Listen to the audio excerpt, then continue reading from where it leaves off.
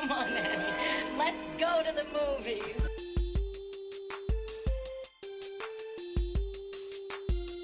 This is the Cinereelists episode 574. My name is Kyle. My name is James. And my name is Zach. And we're here talking about movies, movie lists, and movie obsession for the next hour or so. And guys, we are doing something that all three of us have not done in over a year. In over a year? Over a year. Yes. Last time you said this, it was over 6 months. And then So 6 months ago was the last time that we did a top 10 last 10 on this podcast. But the last time that all three of us participated in a last 10 top 10 on this podcast was late February of 2022. Wow. Yeah. Wow. So, Zach, do you think you've watched 10 movies since February of 2022 that we've not discussed yet?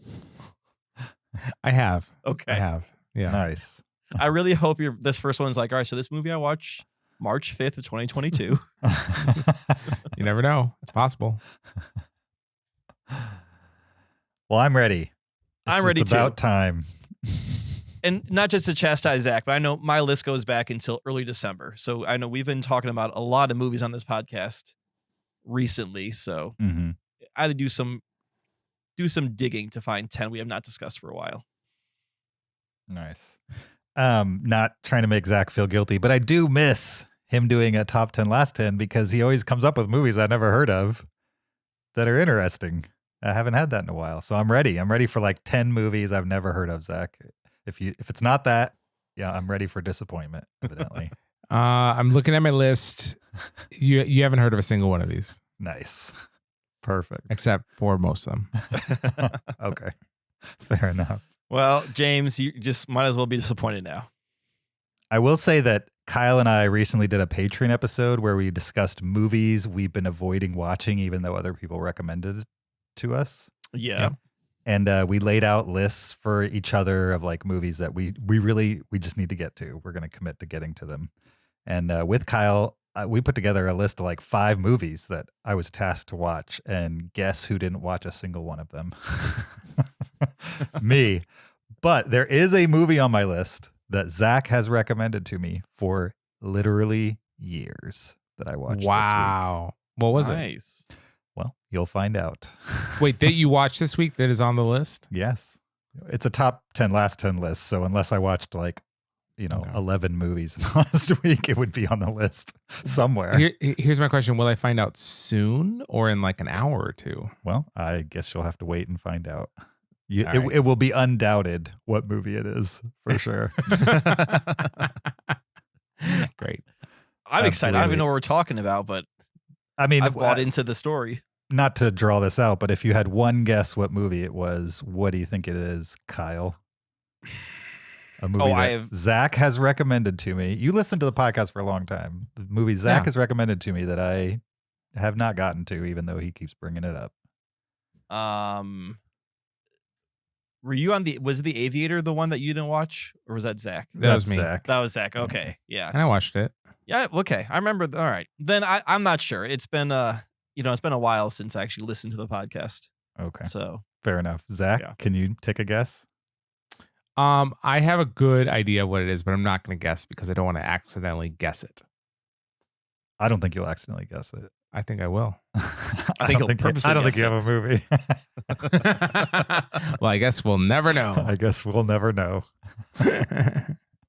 All right, let's get into it. It's the top 10, last 10. We're going to jump into explaining exactly what that is right after we do a little bit of housekeeping. Don't forget, there's a video version of this podcast on YouTube. Go check it out there. Search Cinereelists on YouTube. Find us, subscribe, and watch while you listen. You could also follow the Patreon. Support us there at patreon.com/Cinereelists.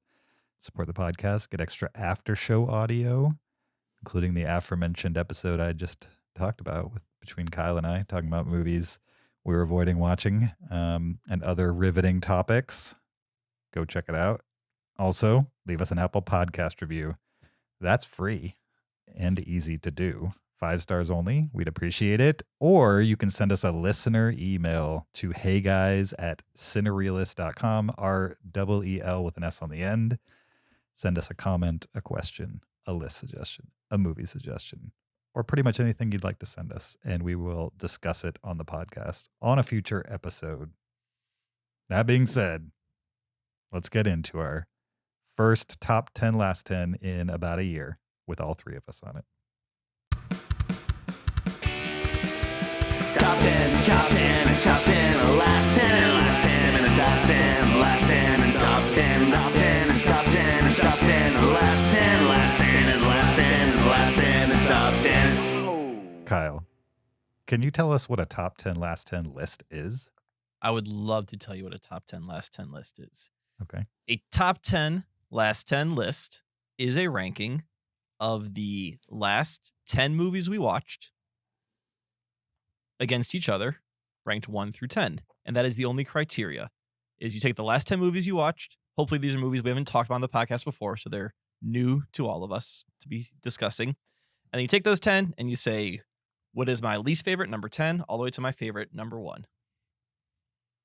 Nice.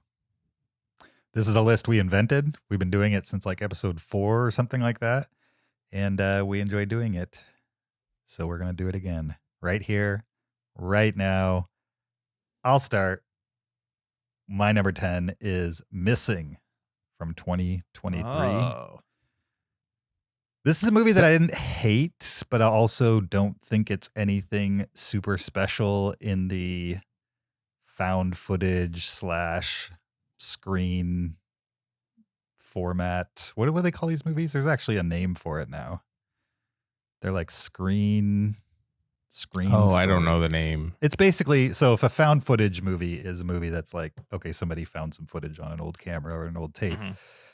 Screen life, that's what they call it. Screen life movies. A screen life movie is a movie told entirely from the perspective of a desktop. So the movie is told through the perspective of a teenager's desktop.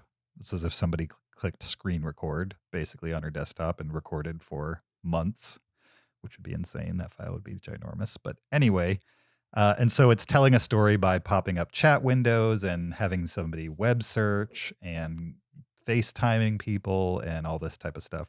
And sometimes they can be really interesting just by format alone, because it will present creative ways to tell a story that just are half challenges, I would say. Like it's half challenge, half cleverness. And when the challenge isn't met well, they can be really boring and uninteresting. And when they are met well, they can be interesting. And certainly the movie that preceded this, that was directed by the same people and written by the same people, that movie that I'm forgetting the name of. What was it before Missing? Searching pulled it off really well. Especially like the first 15 minutes of Searching does like a recap of the family that you're following, and it like takes you from like Windows 98 through all these different operating systems over time, and was really super effective in the same way that like Up is super effective in the first 10-15 minutes. And then the rest of Searching isn't quite as good, but still interesting. Like I liked that movie quite a bit. And so Missing, since it was the same team, also the team that made the movie Run from a few years ago, which is not a screen life movie, just a normally presented movie that I enjoyed, that they were going to make a spiritual sequel to Searching. And I was like, I'm in. Went to see it in a movie theater.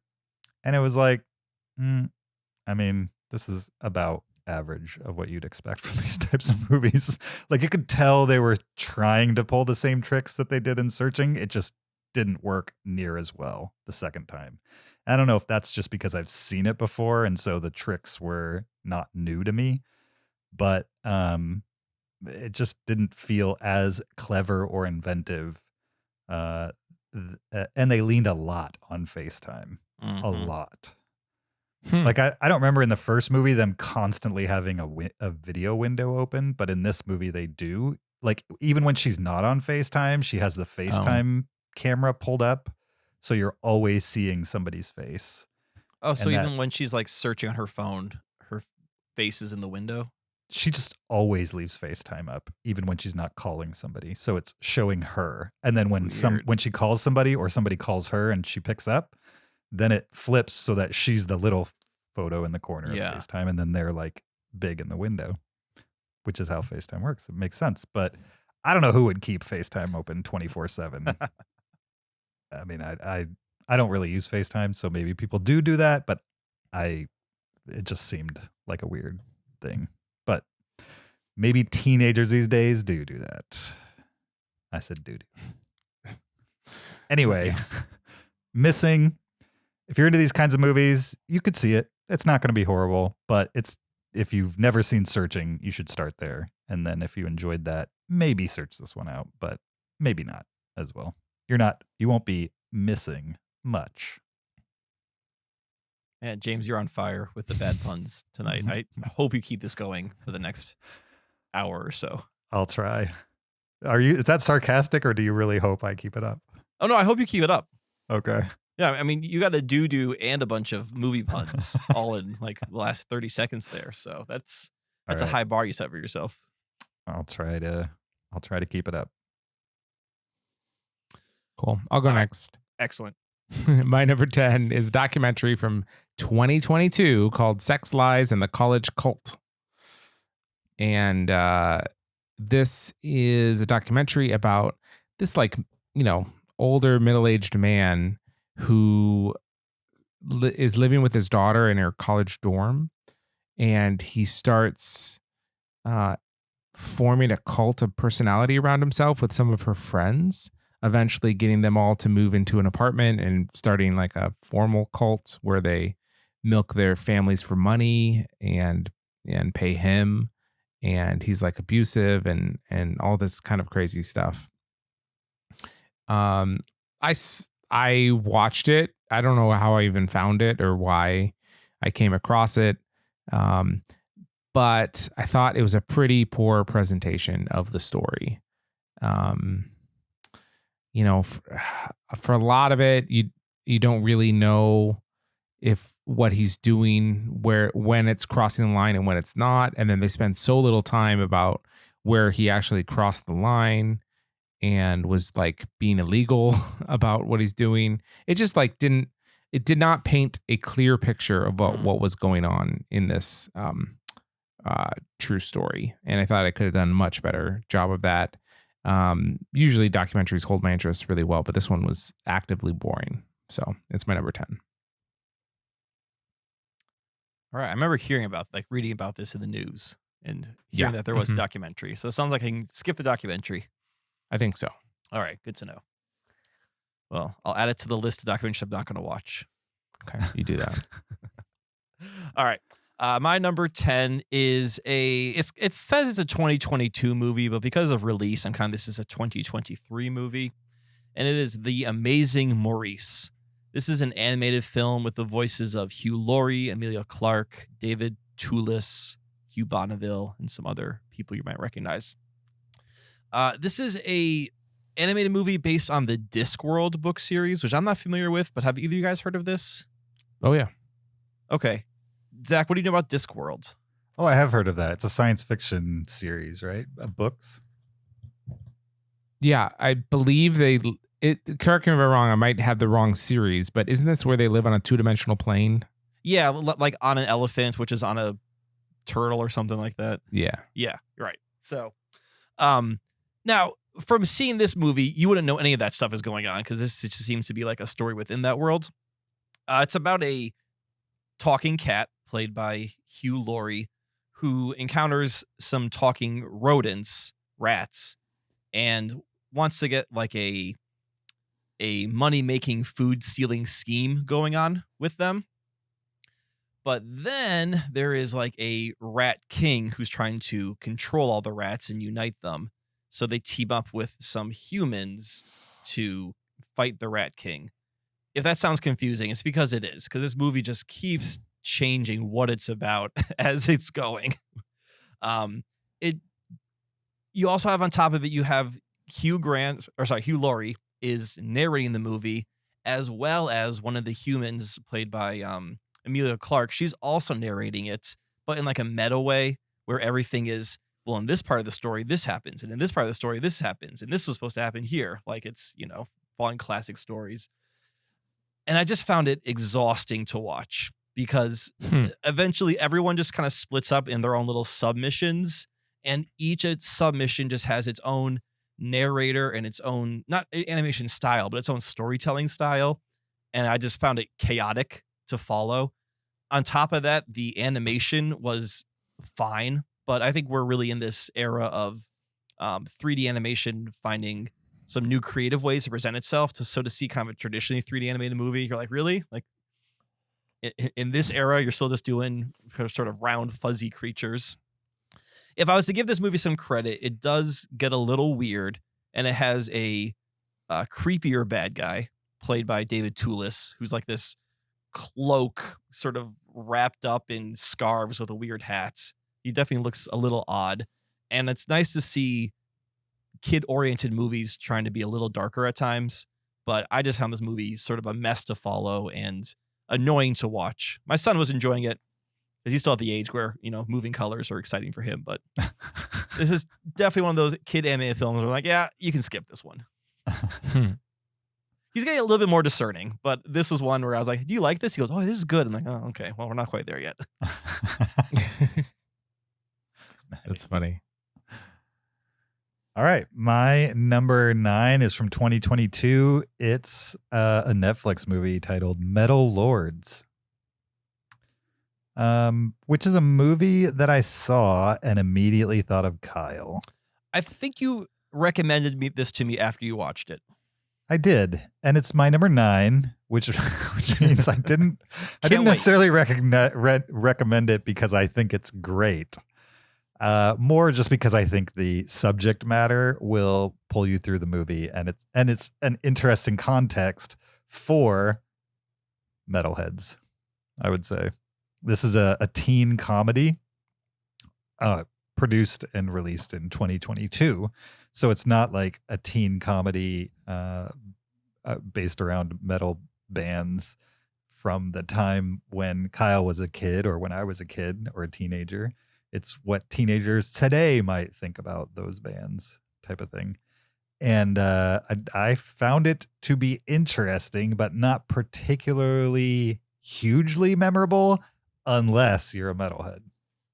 Because even though this is a Netflix movie and it's pretty toned down content-wise, other than cursing, there are a lot of industry-related metal people in the movie. Okay. So cameos. Yeah. The movie is like this constant slow drip of people, of a who's who in metal, I would say. And so part of the fun is watching it and watching these guys who have such hard-edged personas show up in this Netflix movie about teenagers who are into metal. Are they playing themselves, or are they cast as characters in the movie? They're playing themselves. Okay, interesting. Okay, they're playing themselves. Yeah. And I had fun with the movie, even though I don't think it's particularly good or will stick with me over the long run. I had a lot of fun with it. It's written by one of the showrunners from Game of Thrones, oddly enough. It's directed by the guy who directed Nick and Nora's Infinite Playlist of all movies.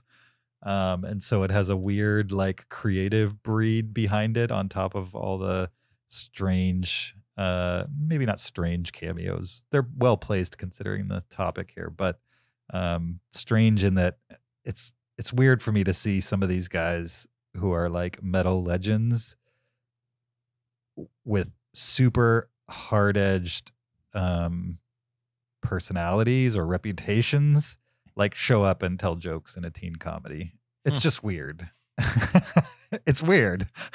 And I understand they're all like in their 40s and 50s now, and they all have teenagers or even grown kids at this point, and they're not the same guys they were in their 20s. And even back then it was probably a little bit of an act anyway. Oh, it's for sure an act they were putting on to be edgy and make parents mad back in the 80s and 90s. Sure. But my perception of them is still like when I was a teenager or in my early 20s, which was that like those guys were untouchable in weird ways, when in reality they're just people who probably woke up and had their cereal just like I did. And so it's just strange to see them humanized in this way, because even in their older age, most of them haven't been humanized in that way. I got the same feeling when I watched like the Osbournes when that was on MTV, that reality TV show. Mm-hmm. Like Ozzy in my brain was this crazy guy who used to like eat bats on stage and like do unthinkable things when he's off stage. And the reality is he's this, doddering old man whose kids like scream fight in his house and he does nothing about it. That's the reality of Ozzy Osbourne when that show aired. And so it's just a totally different perspective on what a public perception of somebody might be.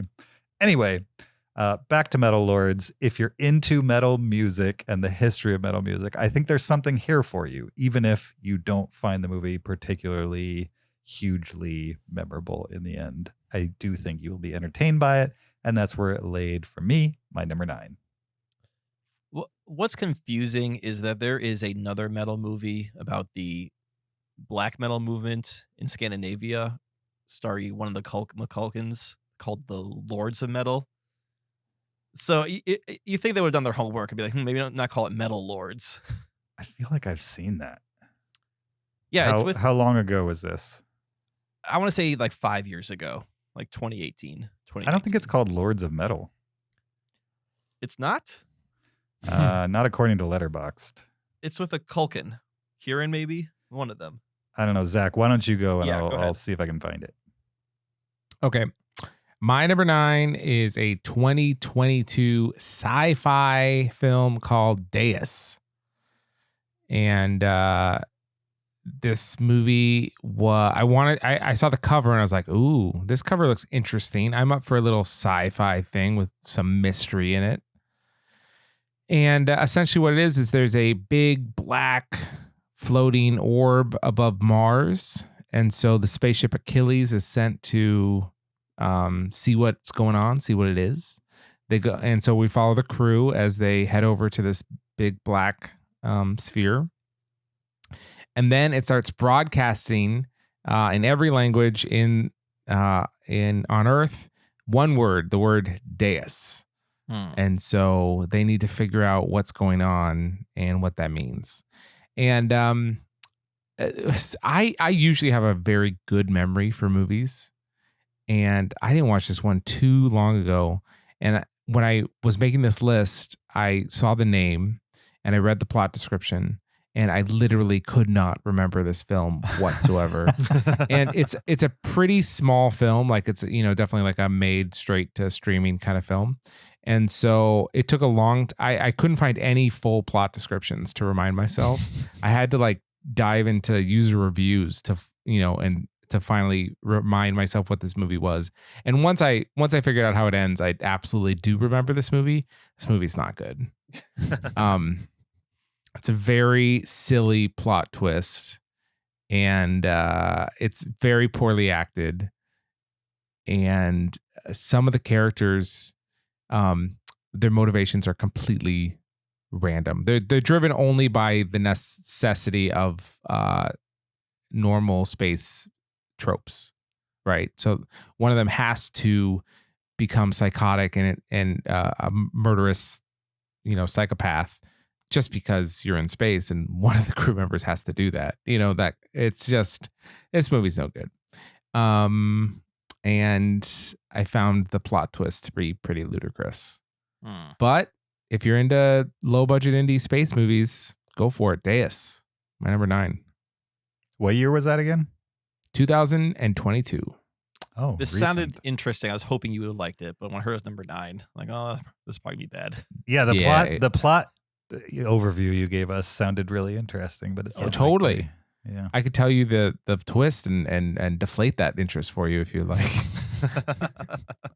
I mean, I'll probably never watch it, but maybe somebody out there will. So right, let's save it for the spoiler It's section. a clean 91 minutes. All right, that's a bonus. That's a plus. James, before I go to my number 9, do you figure out what this movie is we were trying to talk about? You're talking about 2018's Lords of Chaos. Lords of Chaos. That's what it is. Starring Rory Culkin. All right, so not Kieran, not Macaulay, but the third famous Culkin. Right. Sure. I think that's a different enough name that we can forgive them. Right, it's not Lords of Metal, it's Lords of Chaos. Okay. Cool. Well, we can move on to my number 9. My number 9 is a 2022 movie called Where the Crawdads Sing. This is based on a book of the same name. My wife, Megan, read this book and really liked it, was very excited for this movie, and did not like this movie, and neither did I, hence why it's at my number 9. The basic plot is it's about this young woman who comes from a broken home and essentially raises herself in the swamps of Louisiana on her own. And at the beginning, she is accused of murdering a person, another young man. And throughout the trial, we get kind of flashbacks to her growing up from being a young child from this broken home into the woman she grows into and the relationships she has, and how that kind of ties into this murder that she has been accused of, and how she's seen as an outcast to the local town she lives next to, being that she lives in the swamp. And it's an interesting setup, but the movie itself is like goes between a Nicholas Sparks coming of age love story movie and this really weird murder mystery of like, where were you at this time and how do you know about this in the swamp? And it just kept jumping lanes between these two different genres, which was jarring. Doing neither one very well. And then it gives you a reveal at the end about what was going on with this murder, which I found wholly unsatisfying. They didn't change it from the book, as from what I heard, but Megan said that just the execution of the book was so much cleaner and enjoyable than how this movie executed the exact same story. So it's one of these cases where it just seems like the adaptation did not work from page to screen. Okay. What was that named again? Where the Crawdads Sing, which was a pretty popular book. I think a lot of people read it. Yeah, I pretty much disagree. I've seen that movie. Ooh. I enjoyed it. Okay. In fact, I've seen it twice. You liked it that much? Things I mean, are the first time was by choice alone. Okay. In my condo, just a dude watching Where the Crawdads Sing. And then the second time was with family members who wanted something to watch, and they suggested that, and I said, "Hey, I like that movie. Let's go for it." It worked for you. Yeah, it did. Okay. I You was liked into it. the light Nicholas Sparks touch to it? I'm not sure I've seen a bunch of Nicholas Sparks movies, so I understand that's a comparison to be made, but I'm not sure Right. I can make it. Okay. I do think the ending is like the very, very end that we're not going Right. to talk about right now was a bold choice. I was like, the first time that happened, I was like, wow, this movie went there. Yeah, according to Megan, the book prepares you for that ending Better. more effectively, Sure. where in the movie they just kind of drop it in your lap in like the last 2 minutes. Mm-hmm. And Yeah. you're like, whoa, wait, what happened? And then, yeah. As somebody who likes genre movies that occasionally do that kind of thing, it worked for me. Okay. But I understand that I'm sure some people will get a little bit of whiplash from it. And I did too, but I liked it. I liked that they went there. It didn't seem like a movie that the story that the movie was giving me didn't seem like it needed some reveal at the end. Sure. Like I was totally fine with just how they were wrapping up everything. Right. And then they give you this, and this is what happened. And you're like, whoa, okay, where? Yeah. It felt shoehorned in, even though it's true to the book. It just wasn't set up well. I kind of feel like I'm pretty sure this was decently high on a Troy list as well. Okay, it could have listener been. Troy.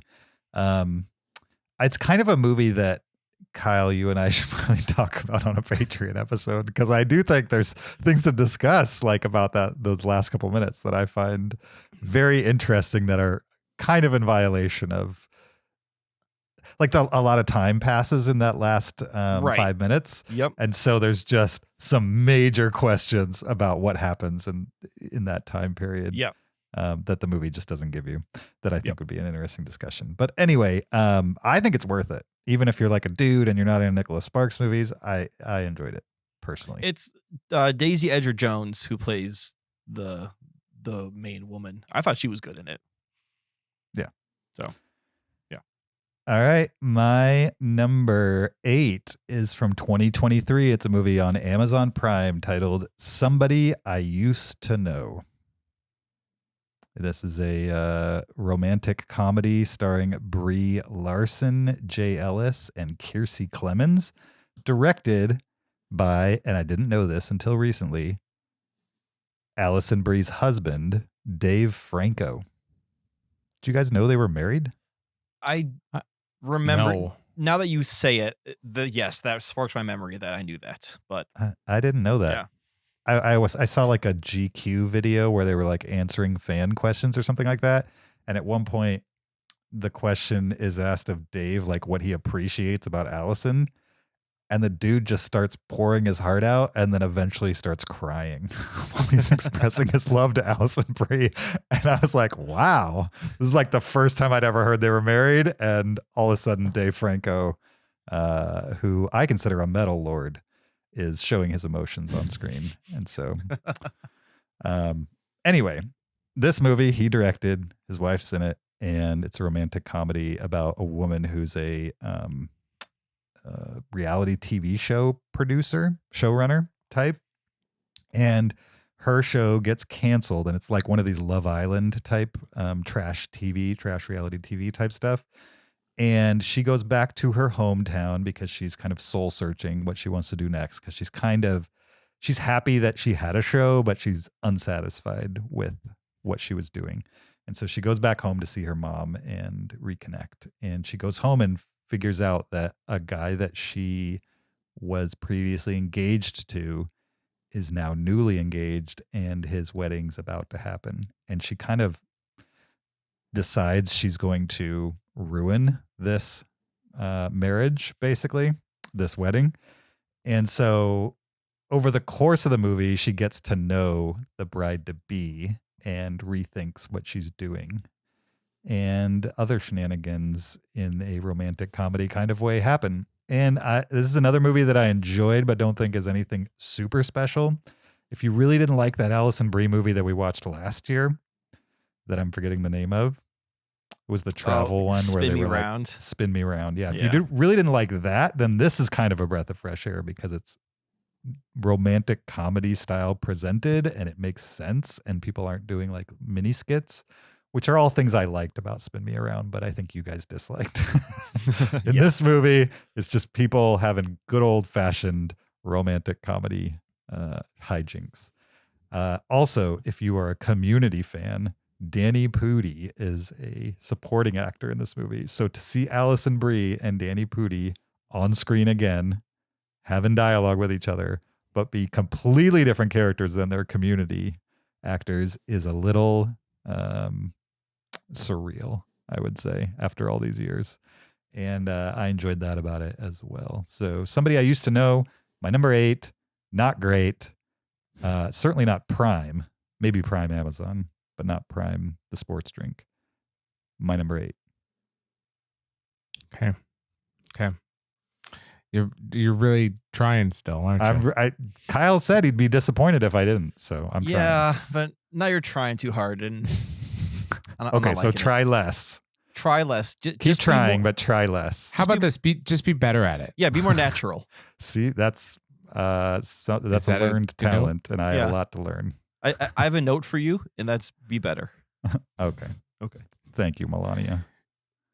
Something I think about all the time is I saw a behind the scenes interview of the making of Hot Rod. Mm-hmm. Oh, the Lonely Island movie? Yeah. Yeah. And they showed a clip of them filming it, and the director yelled cut, and over a megaphone he said, "Can you do that again but less sucky?" And I think about all that all the time. Whenever I'm like, I shoot videos for a living, and whenever I like want to do it again, in my head I'm thinking like, can we do that again but less sucky? Anyways, my number 8 is a 2022 film that you guys both saw and talked about it on the show without me. Oh, okay. And I cannot believe that you did that. Is this? But Can I make a guess? sure. Is this Prey? No. Okay. No, it's Men. Oh, you saw Men. I saw Men. Wow. Yes, by Alex Garland. Men talking? No. Oh, okay. Just Men. Men. Yes, and this movie, if you'll remember, is pretty out there. I have not forgotten this movie whatsoever. It is seared in my brain. Yeah. So here's the thing. I love when directors try things, go for stuff, present a vision, and it's like they accomplished what they're set out to do. Like, that's all fantastic. So good on him. But this is not a world that I enjoyed living in for 2 hours. Besides the last 10 minutes, obviously are like cuckoo crazy, right? Yeah. Wild. You'll see it perhaps in the likes of like a Cronenberg film, but otherwise you're not going to get anything like that anywhere else. Okay. So, let's set that aside as just like, that was something I will never forget. The rest of the movie it's like a paranoia film almost. Like it just, you're on edge all the time. You just really feel for this woman who's like just trying to Airbnb it, and she just is in a psychotic world, and it just it wasn't fun to watch. The message was at the same times like very basic, yet not presented with any clarity, And so I don't know. I for me, this movie was a failure. I think you could have done something that would have been more impactful, maybe with the same elements, but just the way it was presented, I had an instant distaste, and I could never really get sucked in and like let the movie be something that I cared about, even if the last 10 minutes don't let you forget it. That's for sure. You're right. The tagline is "What haunts you will find you." And this movie will kind of haunt you a little bit, but not in the best ways that movies can do that. So it's my number 8, Men. It really feels like Alex Garland was like, "What's your movie about?" He's like, "Oh, it's about like men. Aren't we the worst?" And that's as far as he went with that idea. Oh, I don't know. I think there's some nuance in that ending. Not the craziness part of it, but like when they're sitting on the couch. So we talk about this in spoiler section, but the sitting on the couch moment could have made that movie for me, but they just left it there. I'm just gonna leave it with that. I wish they had literally left it there and not had like the next minute or so after that scene. There's a little bit after that. There is. Okay, so I guess for me, there could have been a conversation on that couch, and that would have maybe tied the whole thing together. I mean, he was just birthed. I'm not sure he was up for a full sit-down therapy session. I mean, at that point, all logic was out the window. So it was like, who cares?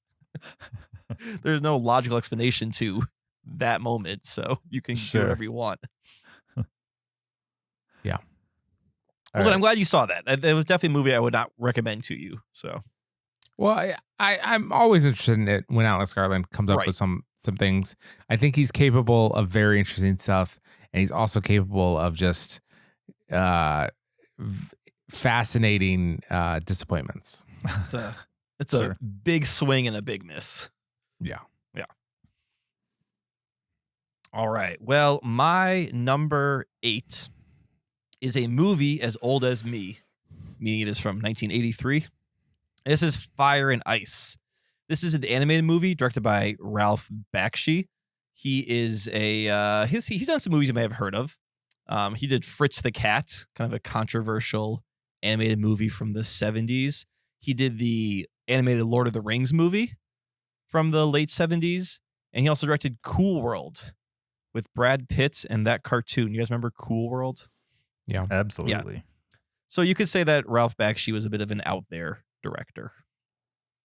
Fire and Ice is a sword and sorcery rotoscoped movie, kind of in the vein of movies like Heavy Metal, or I saw a recent one a couple years ago, like it's called like Through the Night or something like that, which is sort of a tribute to this style of movie. I've talked about rotoscope animation on this podcast many times. I really like that style. For people who don't know, really quick, rotoscope animation is when you film live action actors and then you animate their movements and animate the backgrounds that they're in. So you kind of, your animation is much more fluid and lifelike than if you're just doing it like completely hand drawn. And this being a sword and sorcery epic, there is a ice king who has this glacier. He's taking over this fantasy lands. There is a single warrior who must go fight him. The king's daughter's been captured. He must go rescue that. So it's kind of a very basic sort of fantasy plot. But I just love this animation style. This is not a kid's movie, so like there is violence. There are limbs being hacked off and blood and teeth being smashed. There's also the tropes, like every single woman in these cartoons are incredibly scantily dressed. None of the men wear shirts, no matter what the weather is outside. They're all just buff and carrying huge weapons. All the monsters are like disgusting looking ape-like creatures. And this could be cheesy to some people, but I just really enjoy this whole vein of fantasy animation movies. So, it's number 8. It's low on this list, but still a movie that I did enjoy. Cool. A movie that's low on my list, lowish on my list, but I also enjoyed is Sharper from 2023. From 2023. This is an A24 movie that is an Apple TV Plus exclusive, starring Sebastian Stan, Justice Smith, Brianna Middleton, John Lithgow, and the incomparable Julianne Moore. Still waiting for my Still Alice screening with Zach. Me too. It's gonna happen one of these days. This is a heist movie told in 4 parts from 4 different perspectives. Is that like Rashomon style? Is that the reference? Yeah. Never seen Rashomon, but I've heard that said, so I'm going to apply it here. And basically you're showed like one person who is at the end of the chain of a con, and you get like half an hour of their story, and then you go back in time and you get half an hour of the story of the person that brought that person into the con. And then after that half an hour is up, you get a third character and you get told the story of how that person get pulled into the con. And you do this with 4 people, starting with or ending with the person who created it all and started the chain off. And somehow that relates to how the movie ends when they come back to current time. And I thought the structure was super interesting. And if you like heist movies, this is definitely a new one to watch. But I think it's as low on my list as it is, not because it's not an interesting watch, especially if you like heist movies, because it is. Was it the acting? No, wasn't the acting. Certainly not the acting. Although Julianne Moore, you'll have to see the movie. Has nothing to do with her acting. Just what they're having her do in this movie is against type, I would say. And so, so I enjoyed this, but I also I wouldn't make a top 10 list of heist movies for me. Like it was, the presentation made it far more interesting than what was actually going on. And the presentation was fine. The fact that it existed made it interesting, not that they pulled it off in some like super interesting way. Pulp Fiction has not this exact same structure, but has similar time jumping around type structure. Does it far better. There's tons of other movies that do it far better than this one, but this one at least applies it to the heist genre, and I found it a worthy watch. Nice. Okay. My number, are we on 7? Yes, we are on 7. Is 27 Dresses from 2008. This was I a think first this is- time watch for you? Yes.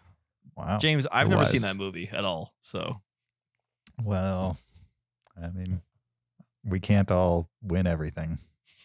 I own it on DVD. I married into it. So it got when two people come together and their DVD collections merge, and then you get to experience all sorts of new movies that you didn't get to experience before. Mhm. So for me, that was 27 Dresses, and it was fine.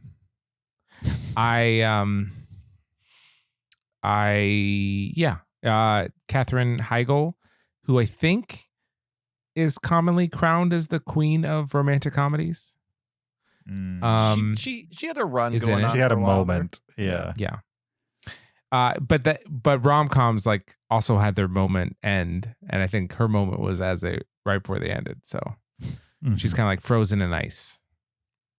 I would say she's more the Duchess. She's no Kate Hudson or Meg Ryan.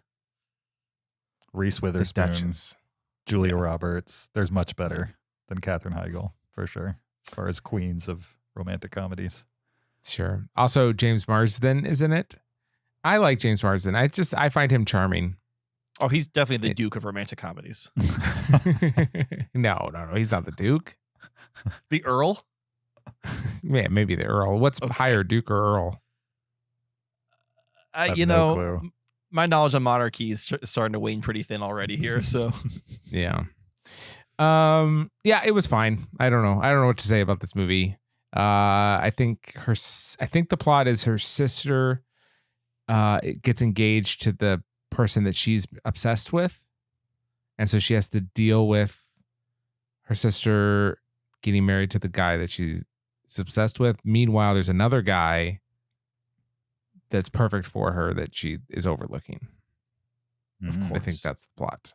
and then what happens next? Where do the dresses come in? The dresses. I think, was she a bridesmaid in 27 Weddings, maybe? I think she was a bridesmaid in 27 Weddings, but never a bride. And so she kept all of those dresses. Having That's never seen correct. that movie, Yeah. That's correct. I think you're 100% correct. That's correct. Is that right, James? Yes, it's correct. Okay, great. Correct. Yeah, so this movie's fine. I surprised myself to enjoy it, but it didn't stick out in my memory super well. Fair enough. I'm All looking forward to 28 Dresses. I think that'd be good, but Is that the sequel where she finally gets married? That's the 28th dress. maybe. Okay. That would be quite a twist. It's just her wedding. It's over. Oh, that Uh-huh. worked out really well. It's a 2-hour wedding video. I believe that a duke is a higher position than an earl, just because the royal family have titles of like Duke of so and so and Duchess of so and so. What about that song, Duke of Earl? Mean Duke of York? No, there's a song where it's like Duke, Duke, Duke, Duke of Earl, Earl, Earl, Duke. You never heard that song? I've heard that. I've heard that bass line melody. before. Yeah, I don't know if it's called the Duke of Earl. Gene Chandler, Duke of Earl. Okay. Does that answer our question of if that's the Duke is higher or lower than Earl? Is Can you Earl guys hear as in- that? No. I know the song. Yeah. You don't have to get us copyright infringed. That was 9 minutes. I think you get 10 seconds. Duke What? is the highest of the 5 ranks of peerage, Okay. standing above Marquess, Earl, Viscount, and Baron. Oh, yeah, she is the Viscountess of rom-coms for sure. All right. I would be is it Viscount or Viscount? Is the S silent? I don't know. I don't know how to say it. I think that'd be the coolest title to have, just because no one knows who the Viscount is. Right. All right. My number 7, and I'm thinking I may have done this order wrong. This maybe should have been my number 8, but it's at number 7 here, so maybe I'll flip it in the official list. This is a 2022 movie called Mars One. This was, I believe, Brazil's official submission to the Oscars for Best International Feature, but did not make the nomination list. I watched this movie because it's incredibly highly rated on Letterboxd. It was one of the highest rated movies of 2022. And the short plot description I saw made me think it was going to be a sci-fi movie, much along the lines of like Deus that you mentioned earlier, Zach. This is not a sci-fi movie whatsoever. This is a family drama about a lower class family who lives outside Sao Paulo. And they're each kind of just dealing with their own, I guess, troubles of growing up in their financial situation. So you have like the kid, the boy, his father wants him to play soccer, but the boy actually wants to be an astrophysicist and watch Neil deGrasse Tyson videos. Hence why it's called Mars One. He wants to go to Mars someday. The daughter is dealing with a new relationship, and the mom has a near-death experience, which starts to make her think she's cursed. So this is very much just sort of a straightforward drama. And I, for whatever reason, and there's some exceptions to this rule, but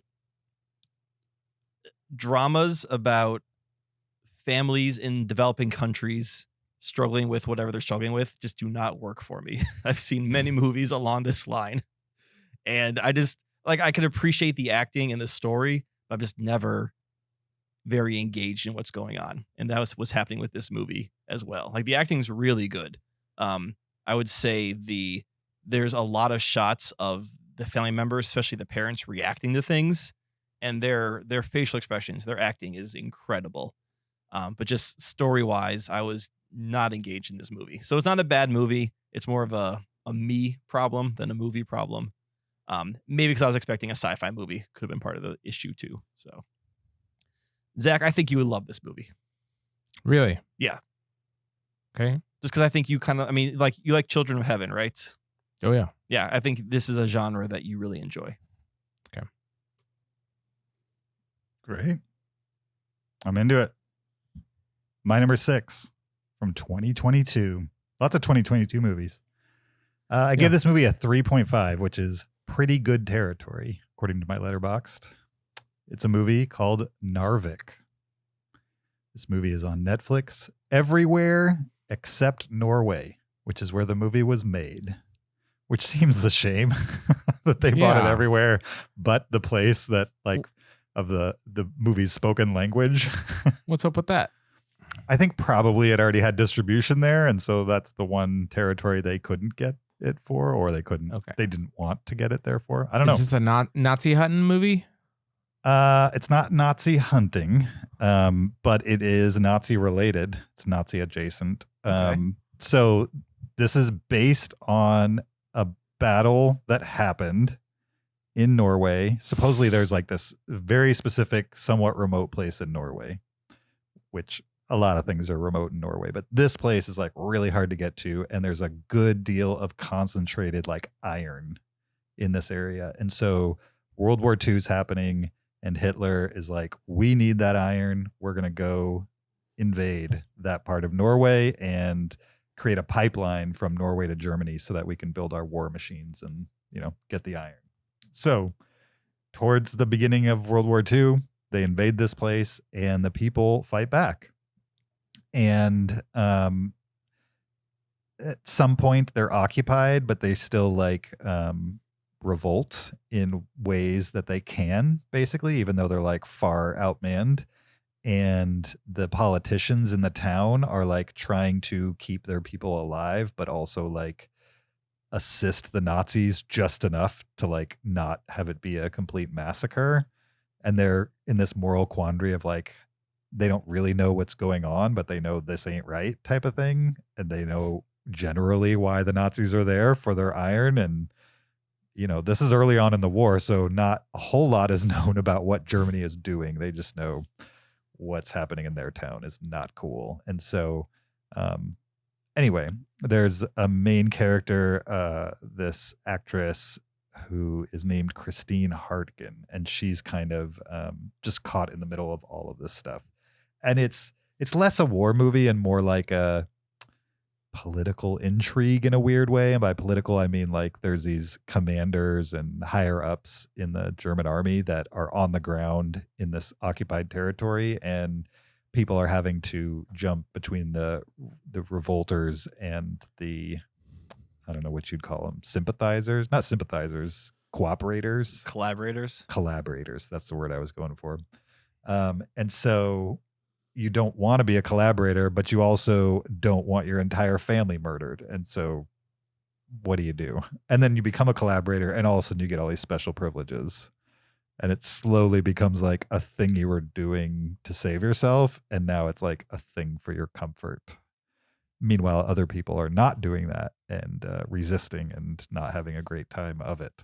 And so it's also a fairly high budget movie because there are like big war battle scenes. There's like a wharf there with battleships and planes. And yeah, I mean, like I was kind of impressed with the budget and the production values. And as a war movie, I think it's pretty unique in that it's not just, a Saving Private Ryan type, first half an hour of Saving Private Ryan type situation. It's not like All Quiet on the Western Front where they're just setting up a big battles.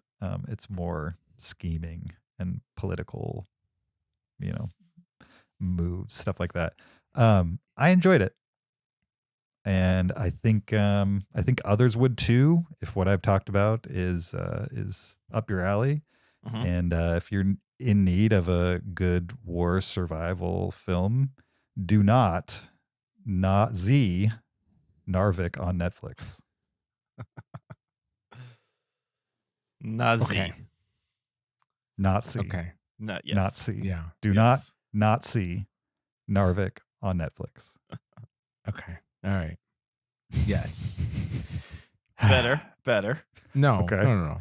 That wasn't better. It was a little better. It's not. You can at better, least it's give me just- it was better.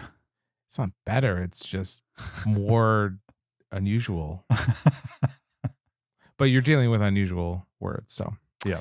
My number 6 is the oldest film on all three of our lists. It's from 1928, and it's The Circus. This is a silent film starring Charlie Chaplin as the tramp, and he hides out in a circus because he's being chased by police, and the crowd finds him hilarious when he wanders into the center stage and causes mayhem. And so he gets hired by the circus to be their head clown, and people just find him hilarious as he just accidentally bumbles around in the circus kind of a thing. And he falls in love with a girl who rides a horse in the circus. And then she falls in love with a tightrope walker who then doesn't show up to her performance. And so Charlie Chaplin has to do the tightrope performance. And if you are a fan of Charlie Chaplin, I definitely recommend watching this. I would say it's not my favorite Charlie Chaplin movie by there's probably 5 that I like more than this. So I might call this mid-tier Charlie Chaplin. But it's still a good time because Charlie Chaplin is a funny guy and a good filmmaker. So it's written, directed, produced, starred Charlie Chaplin. How long is this movie? 70 minutes. Okay, so it is a feature length. Yeah. How confident are you that this is the actual oldest movie on our list? Confident. All right. What year was it? 1928. 28. Interesting. Okay. All right. Well, my number 6 is from 1754. It is a drawing. Series of cave drawings. Yeah, it is a fresco. Cave drawings No, from the Renaissance. no, my movie is from 1984, and this is Blood Simple, directed by the Coen brothers. This is actually their Oh. first movie. Yeah. This is a movie I've been telling Zach to watch forever. He won't watch it. Oh, so you've seen this, James? Oh yeah. All right. This is a great Cool. one. Yes. So yeah, I like this one. It's a pretty simple setup. There is a bar owner who's married to Frances McDormand, and he discovers that his wife, Frances McDormand, in the movie, is having an affair with one of his bartenders. So he hires a hitman slash private investigator played by Emmett Walsh in a really great role to take care of them. And this movie has all the trappings you'd expect from a Coen Brothers movie. It's really interesting to watch like the first movie from a director, or directors in this case. Even they say just Joel Coen, but they directed these together. Yeah. And to like see, can you see their style in this movie, or did it take a while to develop? And obviously they did develop their style over time, but it's a movie where like the first 20 minutes, it's pretty standard kind of crime neo-noir drama. And then something happens, and how they shoot that moment cinematography wise, that makes you say, oh yeah, this is a Coen Brothers movie. And then there are themes throughout of like misidentity and, you know, dumbfounded criminals and kind of everything you expect to see from a Coen Brothers crime movie that we've seen in like the 90s and 2000s are within this movie too. So it's just fun to kind of watch this and see like, oh, here are the roots, and they were trying these ideas out, maybe not always successfully, but even in their first movie, they were saying, hey, what works, what doesn't work. I enjoyed watching it. It was also jarring to see a young Frances McDormand.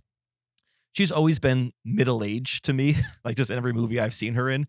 So to see her playing like someone in her, when she was in her late 20s, was just very odd, because you see her on screen, you recognize her, but you're like, it just doesn't quite look how I expect you to look.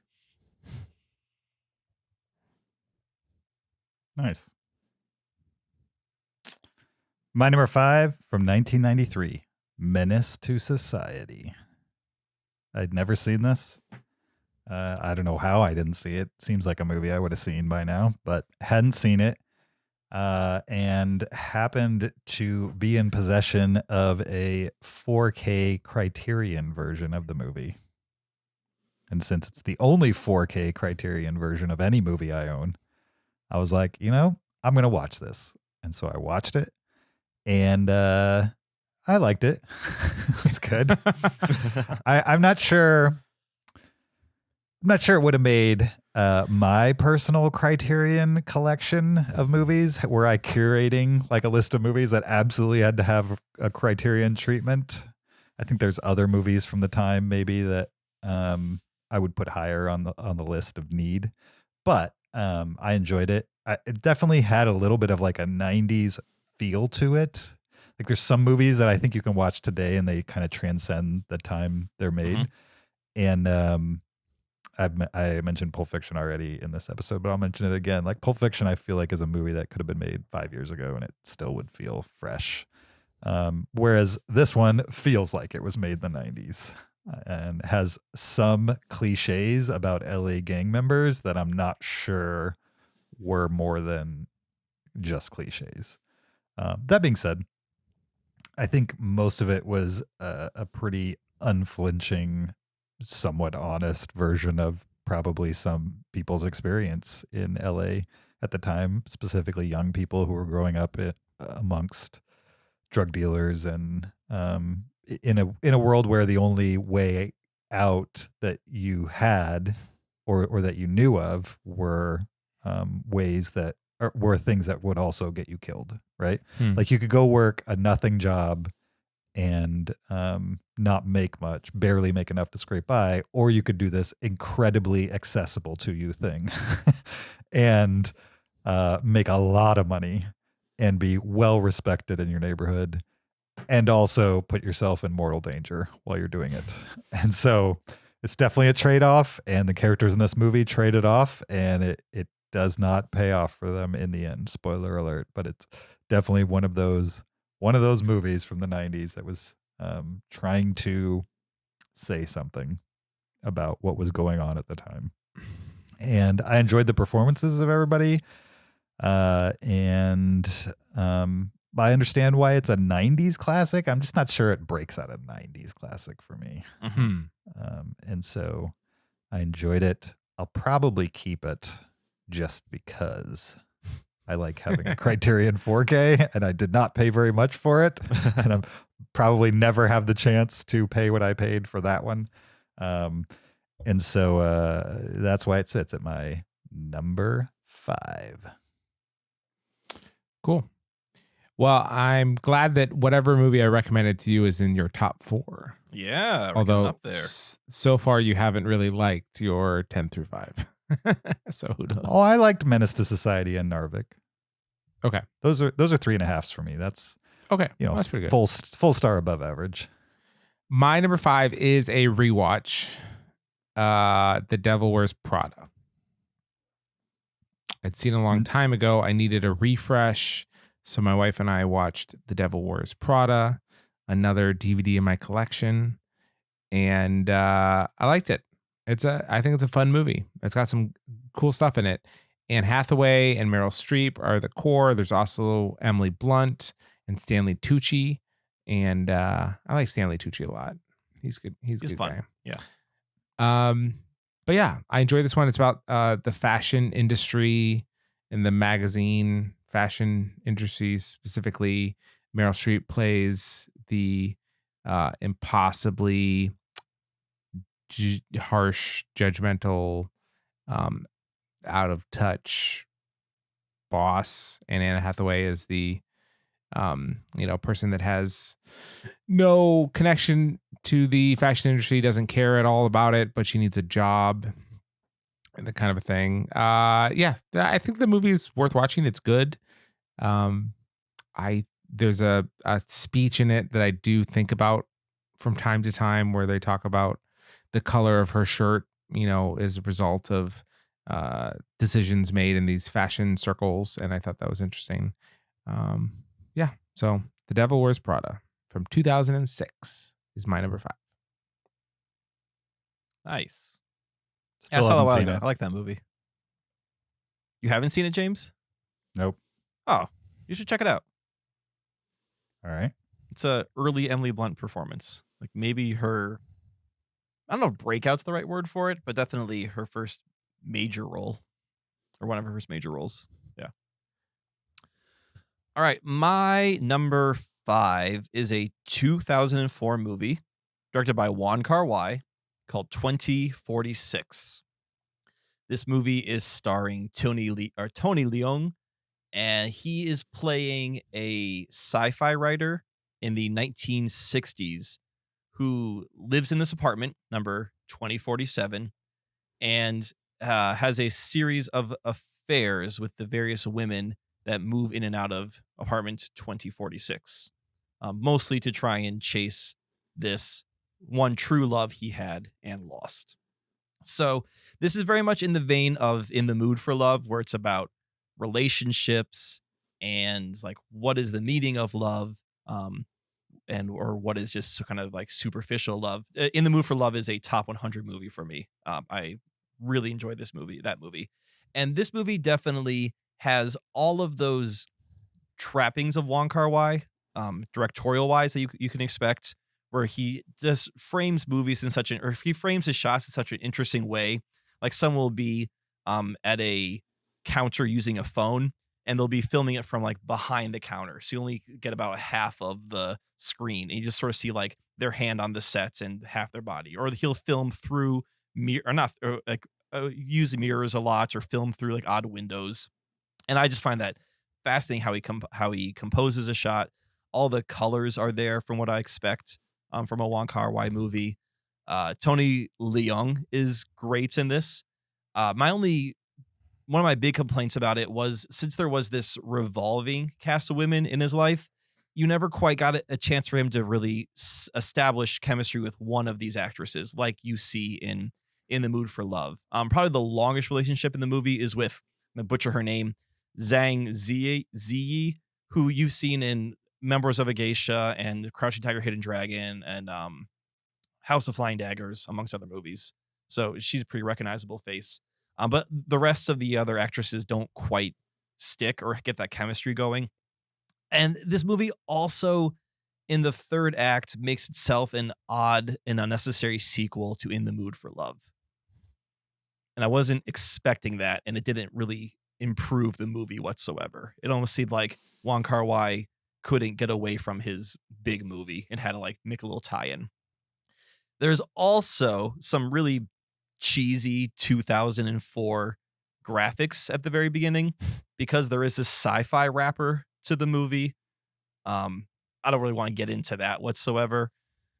So I think this is a messy movie is what I'm trying to get at. But because it's Wong Kar-wai, because it's Tony Leung, there is enough going on that I enjoyed watching it, even through all the messiness. And more importantly, this movie makes me want to rewatch Chungking Express, which is a movie that I struggled to get through the first time I watched it. And maybe I need to give that a second chance now that I know what I'm getting into. 2046 is a movie that I saw in the movie theater because it had Crouching Tiger, Hidden Dragon alumni in it, and I had no context for Wong Kar-wai. Like, I had heard the name, but had not seen anything, and I did not like that movie. I was like so bored during it. I don't think this would be a good first Wong Kar-wai movie for anyone. Yeah, I've left it unwatched because I feel like I need to give it a second shot. I feel like I've never really watched it because I just completely did not pay attention to it, even though I saw it in a theater and was like very bored. Also, I keep hearing this movie come up this year because Ki Hu Kwan was the second AD on the movie. Isn't that crazy? Really? Was he? Yeah. Let's see. Oh, there you go.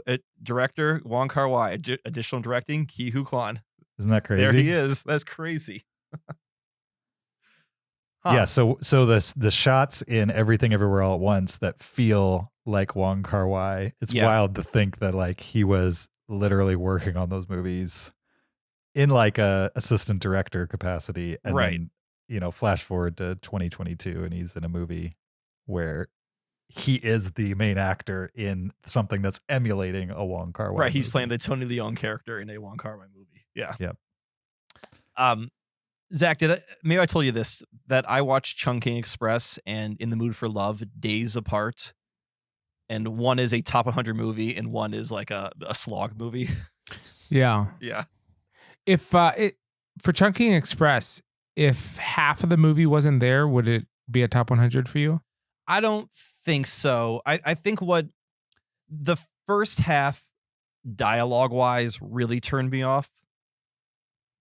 I just remember there being a lot of bad metaphors throughout that first half. Okay. And then the second half was better, but it was also a weird, like the second half is weirder story with the girl and the cop in their apartment, if I remember correctly. Yeah.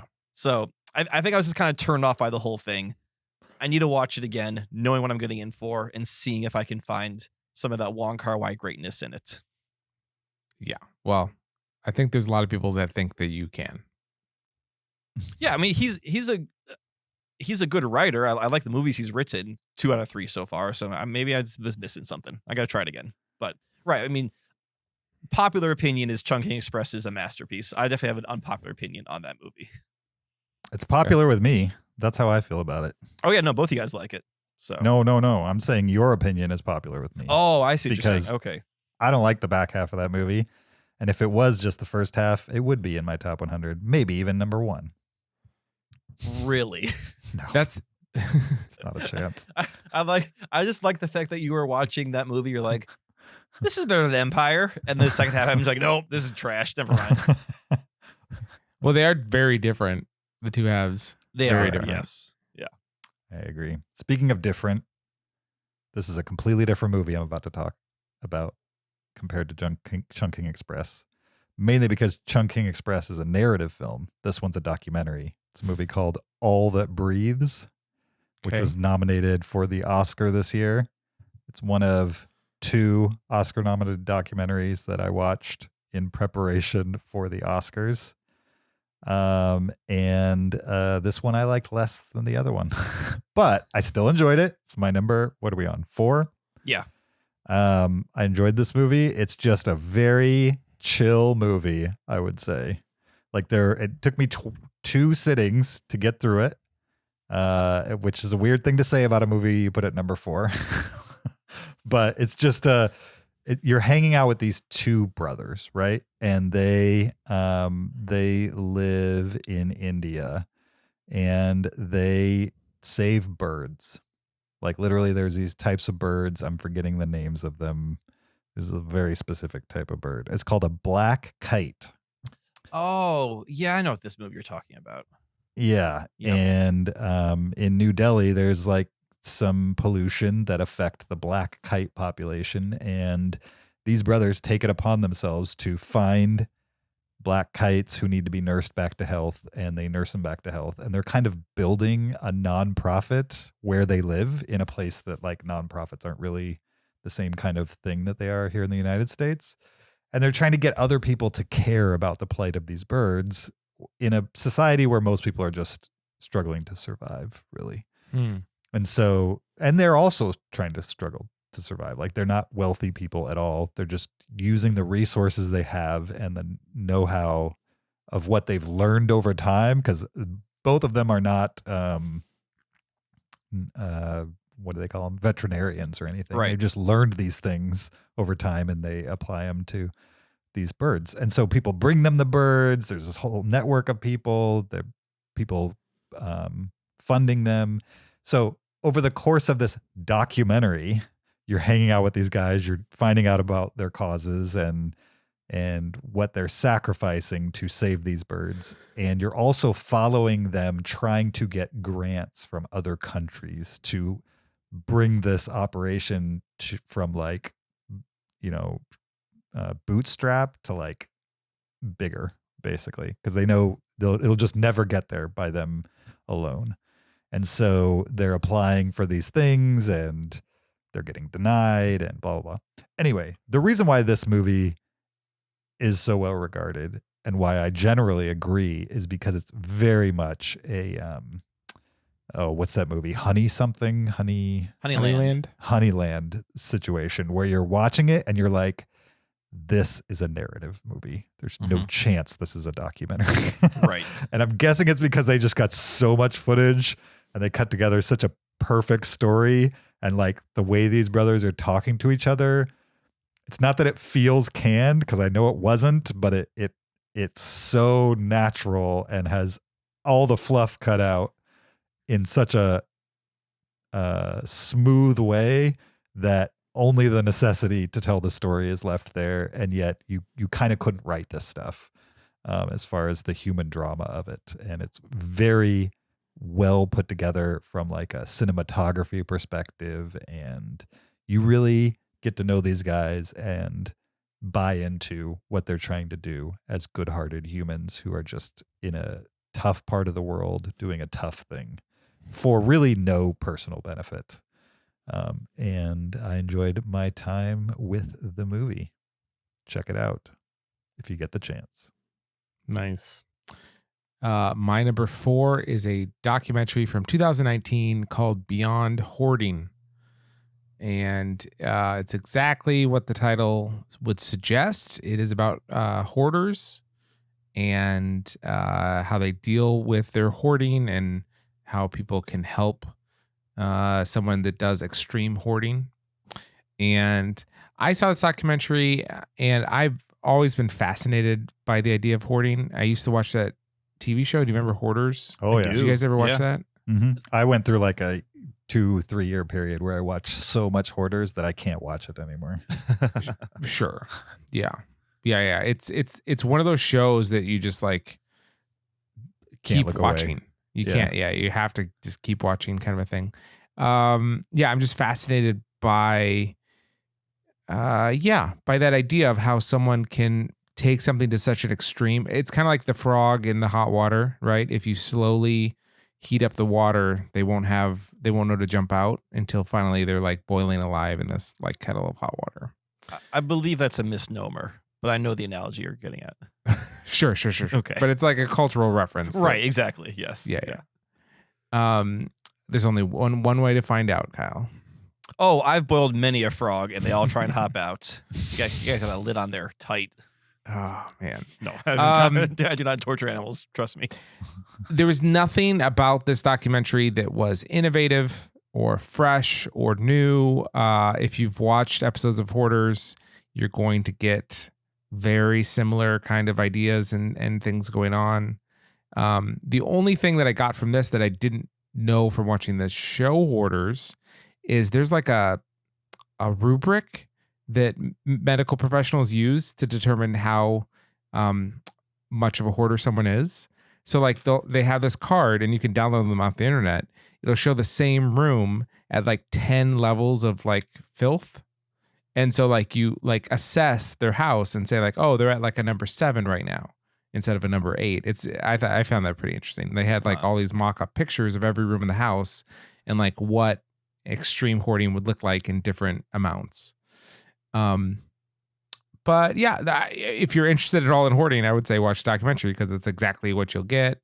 And I found it interesting. But as far as a movie, there's nothing innovative or new or fresh about it. It's just a straight talking heads kind of documentary. But just for you, a fascinating subject.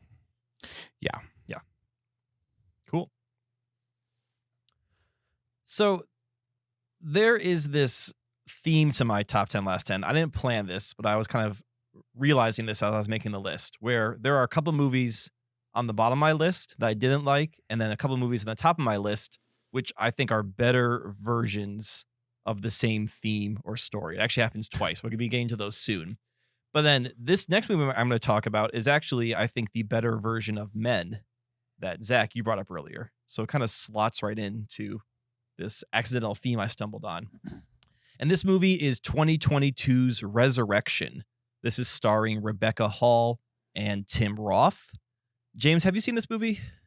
Yes. Okay, you have. All right. I don't know if, Zach, you would like this movie. Especially since you didn't like Men.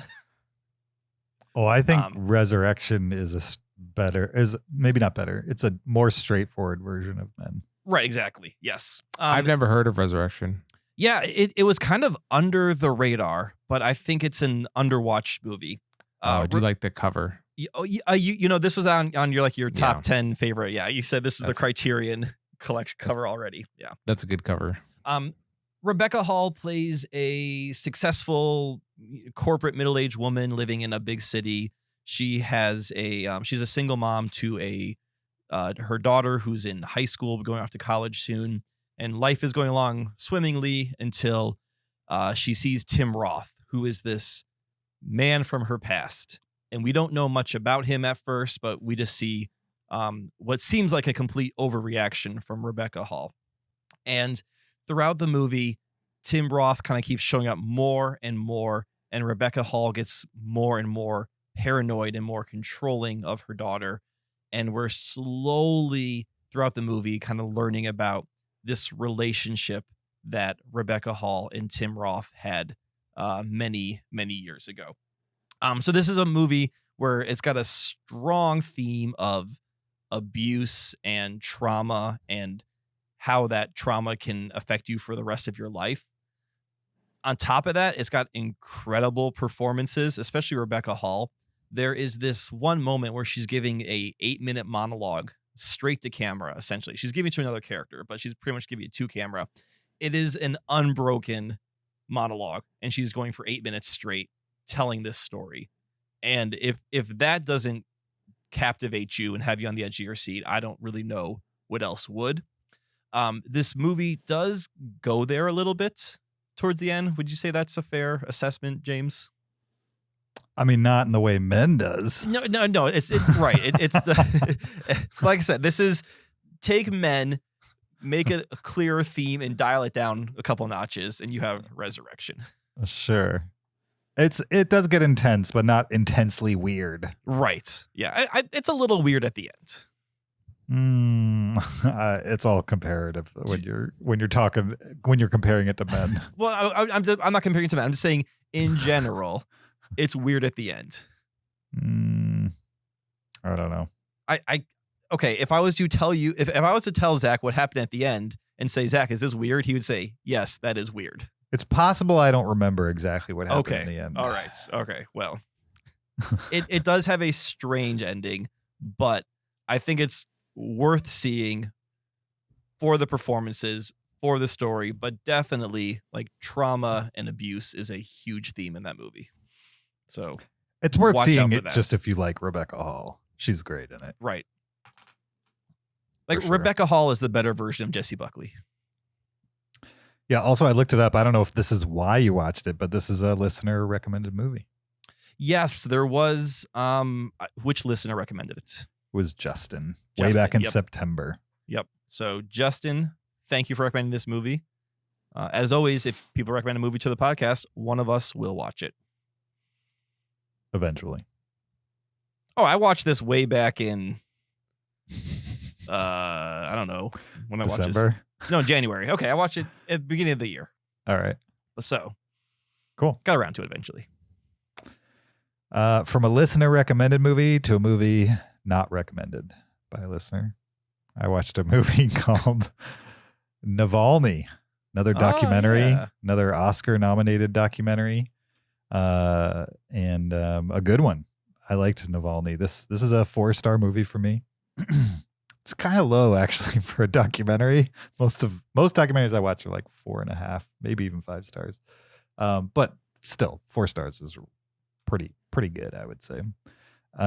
This is a movie about Alexei Navalny, who is a politician who is really the only real challenger as far as Vladimir Putin goes in Russia. What is he? The president of Russia? I don't know what Vladimir Putin is. I believe he's the President. Is he president? president? Okay. Because there's a prime minister also, correct? And he used to be the prime minister. He was president, and then you can Prime only minister. serve a certain number of consecutive terms, so he became prime minister and then back to Right. president again. That's But- my And now understanding. he's just extending the presidency, right? Like way past all the terms, essentially. Well, yeah, he changed it where he can stay president for Right. as long as he wants. And even as prime minister, I'm not sure which role is supposed to have more power, but he's just had the same amount of power the entire time he's been there.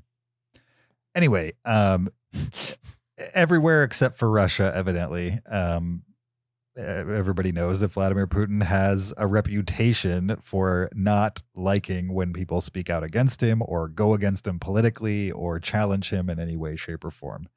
And he's also a guy who allegedly will do things to people, like literally have them murdered if you challenge him enough. Right?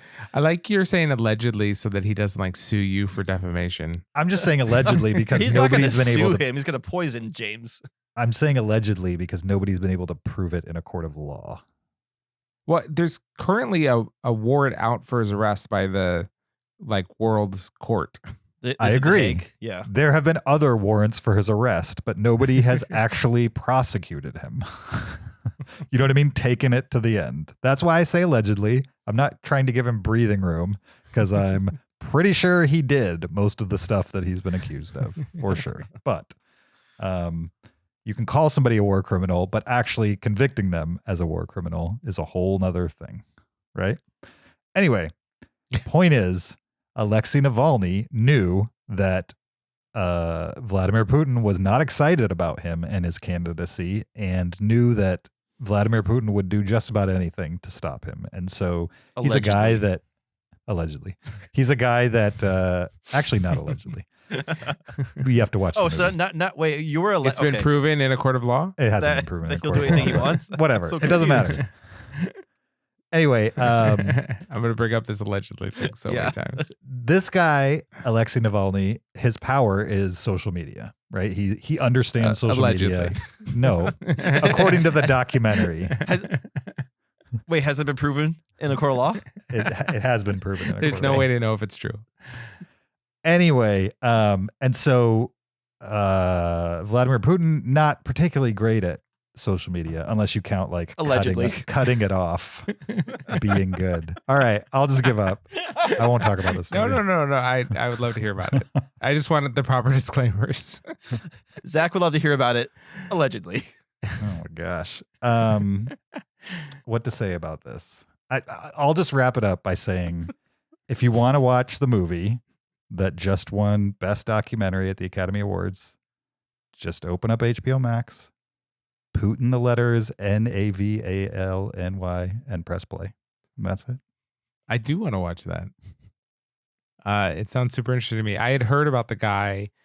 I think all I knew about him was he got arrested and he was the number one political opponent. And it's well, that seems bad. If they were just telling this story, the story you just said, allegedly, Yeah. Allegedly arrested. It probably wouldn't be as high on my list, but there is a moment in this documentary that will put it over the top for you. I love docs that have a moment, Ooh. Yep. like that one part that's like, ooh, they captured it. Nice. It's one of those moments where you're like, I can't believe they had a camera in the room for this. That's fun. Okay. I'm picturing they're interviewing Navalny when the cops burst in. I think there's enough there for like people to pay attention to this documentary just in the premise, but the fact that this scene exists is why it won Best Documentary. Nice. Okay. Cool. All right. My number 3, it's Wait. another 20. Yeah. What, Zach, wasn't there a Tracy Morgan SNL character who said allegedly all the time? I don't know. He'd Was be there? like allegedly, but and do the air quotes. I'm trying to pull it right now, but I'm having trouble. So Sorry. That sounds plausible. okay. My number 3 is another 2022 film. It is The Fabelmans by Steven Spielberg. And every time I type this or search this, I always can't find it because Fabelmans is spelled Fabel, not Fable. Isn't he clever? Like, very clever. So this movie, it took me a long time to actually sit down and watch. I watched it. I liked it. I didn't love it. You guys, have you talked about it on the show? The two of you? I think we had an episode on it. Yeah, we reviewed it. Okay. We did top 10 divorce movies, I believe. Okay. Yeah. Nice. Sometimes I have this kind of criticism of modern Spielberg, like most recent Spielberg, in that his movies have just gotten a little bit schmaltzier. Especially when he switched to digital. I feel like since the switch to digital instead of on film, his movies just lack a certain sense of authenticity to me, in a way. But this movie I really think of as two movies. One movie I really liked, and the other one I barely liked. And what I really liked is I loved seeing young Steven Spielberg get interested in film, make short films, get into fights with bullies at school, have a romantic interest. I thought all of that was a lot of fun. It was super interesting to watch. I really loved every scene that had young Spielberg learning about his passion for film. And then the other half of the film, and probably the main part of the film, the like central important thing of the film, is his parents' marriage and his like relationship with both of his parents and the breakdown of their marriage and that kind of thing. And to be honest, I found most of that to be relatively uninteresting to like eye rolling. Now, part of that is the way these characters are written. They're both incredibly dopey. And it's just not a character that I think is particularly interesting or fun to watch in a movie. Now, I mean, by all appearances, this is a very personal and authentic film. So I'm sure they captured Steven Spielberg's actual parents very well, right? So I have every reason to believe that his parents were actually like how these actors performed them. But Michelle Williams, her performance especially, that character, I don't think it's either of their performances. I think it's the characters as written. She's just so cringy, like you videotape her and she's eating and she'll pretend to choke and then like pretend to fall over dead. And like, that's just the type of character she is. And someone like that in real life, I would find just incredibly cringy, and she does that a lot. And then Paul Dano's character, he's just so wooden and like he just peppers into normal conversation the like future potential of the great work he's doing on computers, and it just in a way that just doesn't feel authentic at all. It just feels really cheesy. And so so the parents portion of it I found pretty cheesy. The kid portion about Steven Spielberg I found very interesting. So overall, gave this movie 3.5 stars. What did you think of that final scene, that final interaction? where there's a cameo. Yeah. Loved it. Right. Absolutely loved it. Yeah. Because that's part of the Steven Spielberg learning about film, and that one is really great. I love the final shot. I found out That's he clever. decided on the final shot the day of. Really? That's what he said. Okay. Yeah. So yeah, I thought that was great. I kind of want that movie. I just want Steven Spielberg in old Hollywood, all his stories put on film.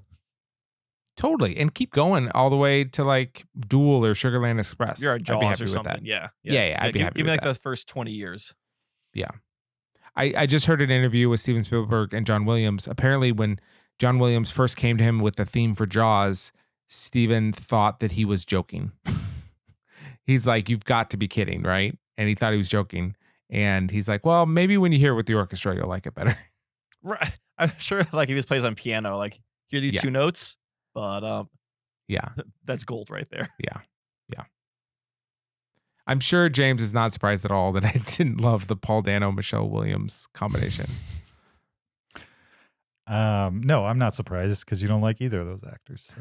But again, I don't think it's the performance. I thought the performance was probably fine. I thought it was the characters that I didn't like. Mhm.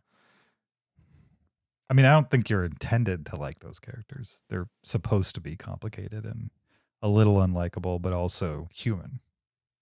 Oh, no, it wasn't their foibles that I didn't like. It wasn't like the mistakes or sins that they had that made me not like them. It was just their personalities.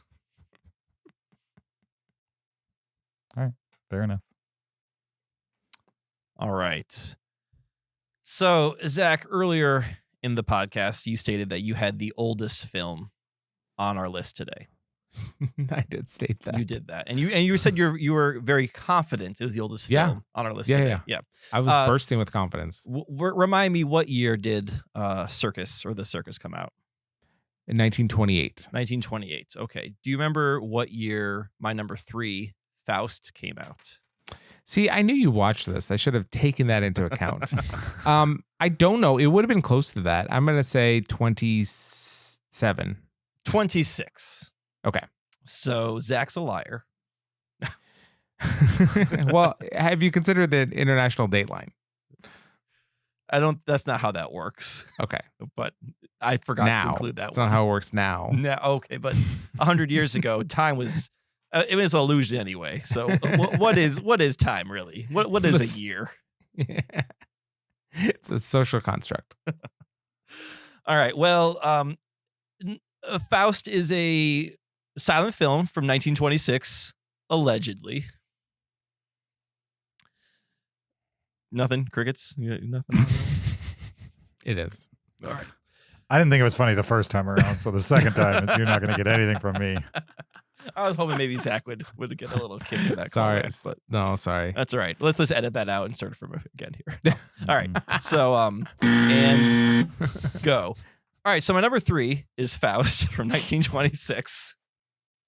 This is directed by F.W. Murnau, who was a forefather of German Expressionism. He also did Nosferatu and Sunrise. And this is the story of Faust, which is a rather famous story put to screen. For people who aren't familiar, and Zach, please feel free to correct me because I've heard of like the Faustian deal, but I didn't know quite the whole story. So Sure. You can definitely correct me if I'm wrong. But sort of the story of Faust is Satan and God are in a battle over Earth, and they decide to make a wager on the soul of this one man named Faust. And basically the deal is if the devil can corrupt Faust, then the devil wins. And if the Faust cannot be corrupted, then God will win and man will be saved. Is that more or less correct? The setup, Zach? To be honest, I don't remember. Okay. A lot of Faust. I know there's Mistophanes or whatever. Yeah, but Mistophanes is the devil's messenger. Yeah. So anyway, right, so God and the devil or Satan make this deal over the soul of Faust. And Mistophanes, the messenger, or Mistopheles or something like that, the messenger of the devil comes to Earth and basically promises Faust, like, hey, you can be a young man and all you have to give in return is your soul. But like kind of tricks them. Says, let's do a trial period. Let's just try it out. And if you like it, we can talk.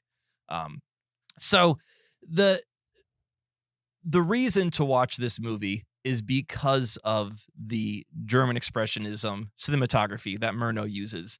The first, I would say 45 minutes of this movie are crazy with camera angles and like how he frames certain characters into the shots. He uses a lot of like early picture-in-picture effects, I would call it. Like when we're talking early special effects, when they literally were special effects. There's obviously no CG or anything going on. And just visually, the first 45 minutes of this movie are stunning.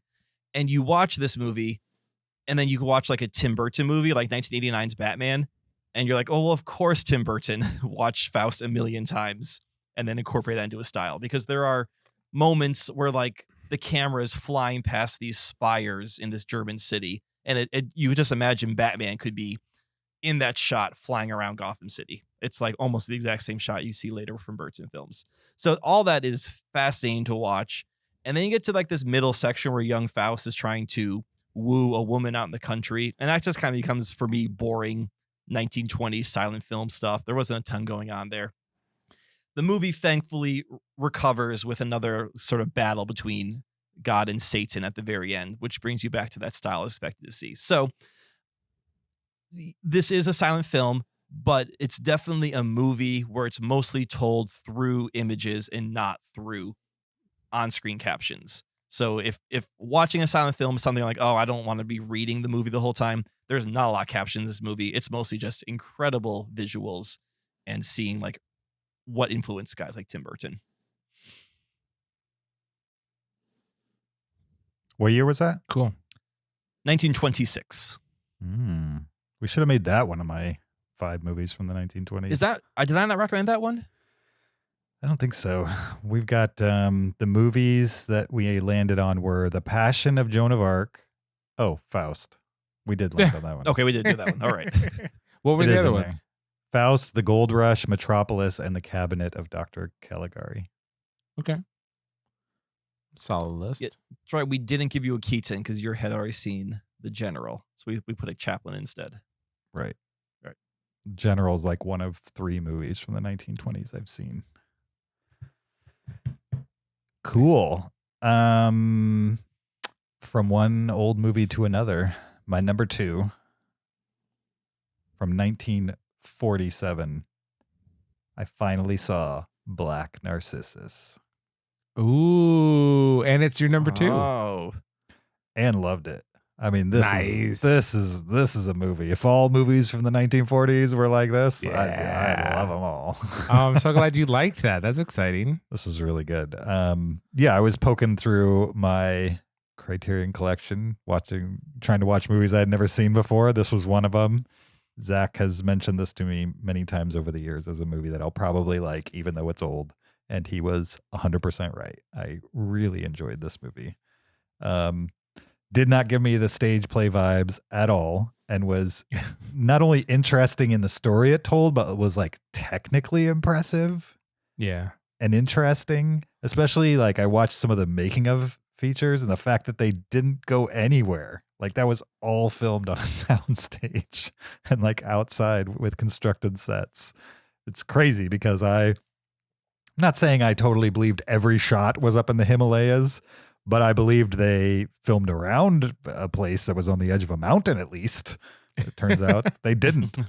And that's wild. And the idea that like, I'm guessing they had to ADR the entire movie because the premise of the movie or the setting is like this building, I don't know what you'd call the structure, but this location on the edge of a mountain where it's constantly windy. And so even the shots where people are indoors, there's wind coming through and like robes are flowing. It's about a bunch of nuns. So they're all wearing, nun gear, the habit and big flowy robes and stuff like that. And so even when they're just talking to each other casually, wind is happening. And like doing that today would suck, but having to ADR all that dialogue back in 1947 is kind of insane. Technically I don't understand why they even tried to do that, but they did. And I thought it was very well done.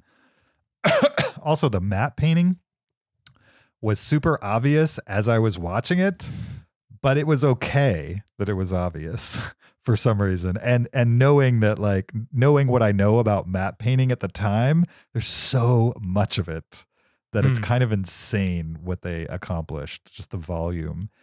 And then I haven't even gotten into the story, like the story of these nuns who take over this building that used to be a brothel, and they're like trying to make it more of like a community center type thing. And yet this one location is kind of low key cursed. Like anybody that goes there kind of loses their way and eventually leaves and doesn't stick around. And the people like haven't been served very well by the people who have lived there over time. And the emperor or whoever he was, general that puts them there, hopes that these nuns can hack it and stick around and help the locals. And of course they have their own issues there. And if there's one character I didn't love, it was like the white dude, I guess I'm going to call him. I forget who played him. David Farrar, maybe? I don't know. Anyway, there's this one guy who's like up in the Himalayas, kind of like a tourist that never leaves, and he gets involved with the nuns, and he's involved with all the townspeople, and he's kind of a jerk in the whole movie. And yeah, I just didn't. I understand why he was there for where the story goes, but I didn't. Wasn't my favorite part of the movie. Anyway, there's lots of really cool shots in this movie. Like I was into it visually. And then there's that one shot at the end where the one nun opens the door. Oh yeah. And it's just like, oh, this is why you watch movies like this. Like I mean, that would have been a great shot today. Yeah. And you're talking 70 years ago. Yeah, I expected the movie also to be very, I don't know why, because I don't think you would have liked it if it was this movie, but before I hit play, this movie was going to be really dark, and like I didn't even know it was in English. I thought it was going to be like an Italian horror movie from the 40s. You know what I mean? With like real wild weirdness to it. And there is some weirdness, but not really that wild. But just enough to like definitely keep me engaged. I really enjoyed this movie, and I don't know if I think it's a movie that could break like a top 250 over time. It's sticking with me so far, and I think it'll do very well on my top 10 of movies I watched in 2023 at the end of the year. Yeah. I mean, I hope I find movies that'll beat it, but so far this is pretty high up there for sure. Black Narcissus. Even if you don't like old movies, you might like this one. That's fun. I'm glad you found it. It's kind of like it's definitely a movie that is out there, but I feel like it's a little bit of a hidden gem in that it's not like anything else from that time that you're really watching. I also assumed it would be like a weird Italian horror movie about nuns being bad. And It's absolutely not that. You know what I mean? No, it's not. It's not like a weird, immoral nun movie. James, that movie is called Behind Convent Walls. Is that a real movie? I have seen the amoral nun movie, and you can skip it. All right. Fair enough. Cool. Well, my number 2 is not as good as Black Narcissus, and it's also a rewatch. It's Frozen 2. Nice. Frozen 2. This was a pizza movie night film that we watched in my house. Every Friday night we have pizza movie night, and the family chooses a movie to watch. Frozen 2 we've watched quite a bit. It's probably 12 times maybe as a family. When you guys sit down to watch it, do you actually watch the whole thing? Yeah. Wow. They'll sit for like I guess it's more like an hour and a half, these kids' movies, right? This one's an hour and 45 minutes long. Sure. But no, they would. I mean, my youngest, he's 2.5, sometimes he gets bored and he'll go off and play. Mhm. But my 4.5-year-old could easily watch 3 movies in a row, I think. Yeah. Wow. I think she would just be a zombie on the couch and be happily If you let her. happy. Oh yeah, for sure. But Frozen 2. So Frozen, right, was much beloved by the community. And then Frozen 2 came out. How could it top the original? I think it's a great film. I think I like the plot of Frozen better. Yep. But I think I like the songs of Frozen Oh. 2 better. But 100% agree. Yeah. Yeah. And yeah, Frozen 2, it's a movie I've seen a lot of times, but I still like find new little things that they've thrown in there. They've really dialed in how to make a good, tight story with lots of little jokes peppered in. I mean, there's tons of little clever things happening. So Frozen 2, my number 2. This might be spoiler for Frozen 2, so warning to everyone, skip ahead a minute. I haven't seen it. Oh, well, It's fine. Spoiler. okay, I don't it's fine. care. We can spoil. It's Frozen 2. What I agree with you, Zach, that the plot of Frozen 2 is not as good as Frozen 1. Songs are better. What I wish Frozen 2 would have done, which would have made a better movie, is there's this theme throughout Frozen 2 of like, what is home, right? Yep. And at the very end, there's this danger of like is it a big wave or an avalanche or something like washing out Arendelle? Yep. I wish they had destroyed Arendelle. You want a Ragnarok? Well, yeah, and then they're like, but it doesn't matter. Like, home is not a physical place. Home is this community, because it's all about the community they find and the friendships they build. And I think that would have just been like a bolder ending. It's a Disney movie, so they're not going to destroy the castle, but I think that would have made a bolder ending and really driven that theme home of like, what is home? What is community? It's not a place. It's a people. Cool. Yeah, that would have been a bolder ending for sure. I'm gonna make my Frozen 2 fanfic. Okay. Just You can start writing that now. right. I'm animate it, and like you like insert my shots in of my crudely animated Arendelle being washed away. And Your sweeted version of it. Yeah. exactly. Yep. It'd be awesome. Nice. All right. My number 2 is also an animated family movie. Whereas my number 10 was an animated movie about a talking cat I did not like. My number 2 is an animated movie about a talking cat that I really liked. And this is 2022's Puss in Boots: The Last Wish. And you guys shouldn't sleep on this movie. I don't think, Zach, your kids would like this. They might find it a little scary, to be honest. But I think you would like it. Okay. So you can watch it without them. The setup to Puss in Boots: The Last Wish is our titular character has exhausted 8 of his 9 lives. He's now on his last life. And he sets off on a quest to find the last wish so he can wish for lives back. He's joined by Selma Hayek, who is replaying a character from the original Puss in Boots, which I never saw.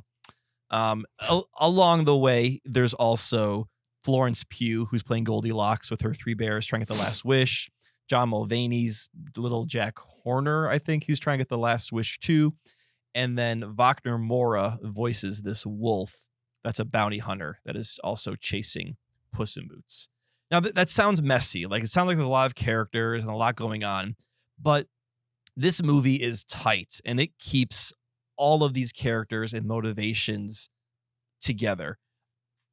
I have never seen Puss in Boots. I kind of gave up on Shrek after the second movie. I don't really care about the Shrek universe. I had no desire to see this movie whatsoever. Like, this is the 5th or 6th movie in the Shrek universe, if you think about it. But I heard this was a great movie, and I have to agree. I think this is a great movie. The animation is definitely inspired by things like Into the Spider-Verse and Mitchell's versus the Machines, what Sony was doing. DreamWorks is kind of picking up on of like, how can we mix our animation media to make things visually interesting? I think Antonio Banderas is an incredible voice actor, and he makes Puss in Boots such a fun character. And then just like thematically, this movie doesn't just go with your normal kid themes of like, let's all work together, or, like friendship is what matters. And it's really about like retirement and what is my place in this world, which is not a theme that a lot of kids can relate to whatsoever. But I think as an adult, it's an interesting story to watch. On top of that, Wagner Moura's wolf bounty hunter character is one of the scariest kid movie villains I've seen in a long time, since maybe I was a kid. And like, just to see a actual frightening villain in a kids movie is kind of refreshing, to give kids a chance to like deal with a little bit of fear, but also in a safe spot. I think definitely for parents, you need to decide what can your kid personally handle. Like for Galen, it was totally fine, but I definitely thought like, oh, this is a creepy villain in this kid-oriented movie. So for all those reasons, Puss in Boots is a 4-star movie. It didn't quite make my top 20 of 22. It was just on the outside, but I think it's worth checking out. Nice. Cool. It's definitely on my list of animated films from last year that I need to see, as was my favorite film of the last 10 I watched. It's a movie. Sea Beast? It's Sea Beast, yes. Nice. The Sea Beast. All right. Not just Sea Beast, the Sea Beast. There is only one. No, there's There not. can only be one. If there was ever a movie to beat Black Narcissus, it's The Sea Beast from 2022. Kyle has been singing this movie's praises, I think, since shortly after it came out last summer. Yep. And I finally got around to it right before the Academy Awards, and he was right. This is a great movie. This is a rare occasion where both of you guys were right about something. My number 1 and my number 2 were both recommendations from you guys. No, The Sea Beast is just far better than you'd imagine from the poster or the fact that it's a Netflix movie and that didn't get a theatrical release. You know what I mean? Like, these are all things that typically hold me back a little bit from things. And I feel like with Pinocchio, there was like this prestige attached to it even before people had seen it. It was like, okay, this is going to be interesting at minimum. And then it came out and people loved it, and people were very vocal, both in my personal life and like online, about how great Pinocchio is. I didn't see the same kind of love for Sea Beast. The only person I've ever heard say it's worth hunting down, no pun intended, is Kyle. And I need a little more than that. No, I'm just kidding. Kyle's enough for sure. I've earned your trust quite yet. No, you're fine. Anyway, let's get into the movie. The movie's great. It's a pirate movie. It's about this beast, certainly, but it's primarily a pirate movie where pirates hunt down large beasts. And in this society, pirates are not the scourge, the scum of the earth. They're the heroes. They're the guys that like keep the people on land safe from the beasts. And so it's a little bit of a flipping of the pirate mythology, but they're also still guys who just do it for the money, basically. A little bit of the prestige and like being a local hero of sorts, but also, they're still scallywags, and I don't know what the term, they're up to all kinds of shenanigans while they hunt these beasts. But they're like generations of pirates, and there's all these stories that you're introduced to over the course of like people's fathers and grandfathers have hunted beasts, and now they're going to hunt a beast. And it's also like the story of an orphan who was accepted into this pirate culture, and now he's like maybe one of the best pirates, and he's about to inherit the mantle of captain of the best pirate ship who hunts the biggest sea beasts and stuff like that. Anyway, these are all particulars of a story that it's just super fun to watch and plays on the tropes of pirates in ways that I found kind of joyous to watch. It's a movie that doesn't really try to be super dark, even though occasionally it's touching some like subjects that are possibly dark. I mean, this is not Pirates of the Caribbean, the animated version. It's like a very vibrant, snappy movie with interesting animation style and character design. It never tries to be realistic in the 3D presentation, and it picked a style and stuck with it, and it worked very well for me. I think this film has DNA with the what's the name of it? The How to Train Your Dragon Yes, people, for and you sure. can definitely see that. But How to Train Your Dragon, which is a series that I enjoy, it's like a simplified version of that, right? They're like not How to Train Your Dragon tries to create this like entire world, whereas this kind of locks you onto a pirate ship and fighting, you know, big monsters. And there's just less world building to it because you automatically know what pirates should look like and what a pirate ship should look like. And I really enjoyed this far more than I would have ever imagined. Last but not least, or should I say last but not beast, this movie No, you should not. is really beautiful. I mean, the visuals on this one, they really rocked my boat. It's like eye popping throughout the movie. And ultimately, while Guillermo del Toro's Pinocchio, which is a movie I enjoyed well enough, while that movie may have won the Oscar for Best Animated Film this past year, in my opinion, this monster film is the true beast animated film of 2022. My number one. Nice. Sea Beast. Wow, there we go. Okay, my number one for my last 10 top 10 is a 2022 film. I have talked about it before as part of my top 20 of 2022. So you've heard me talk about it. I'm going to talk about it again because it is my number one in the top 10.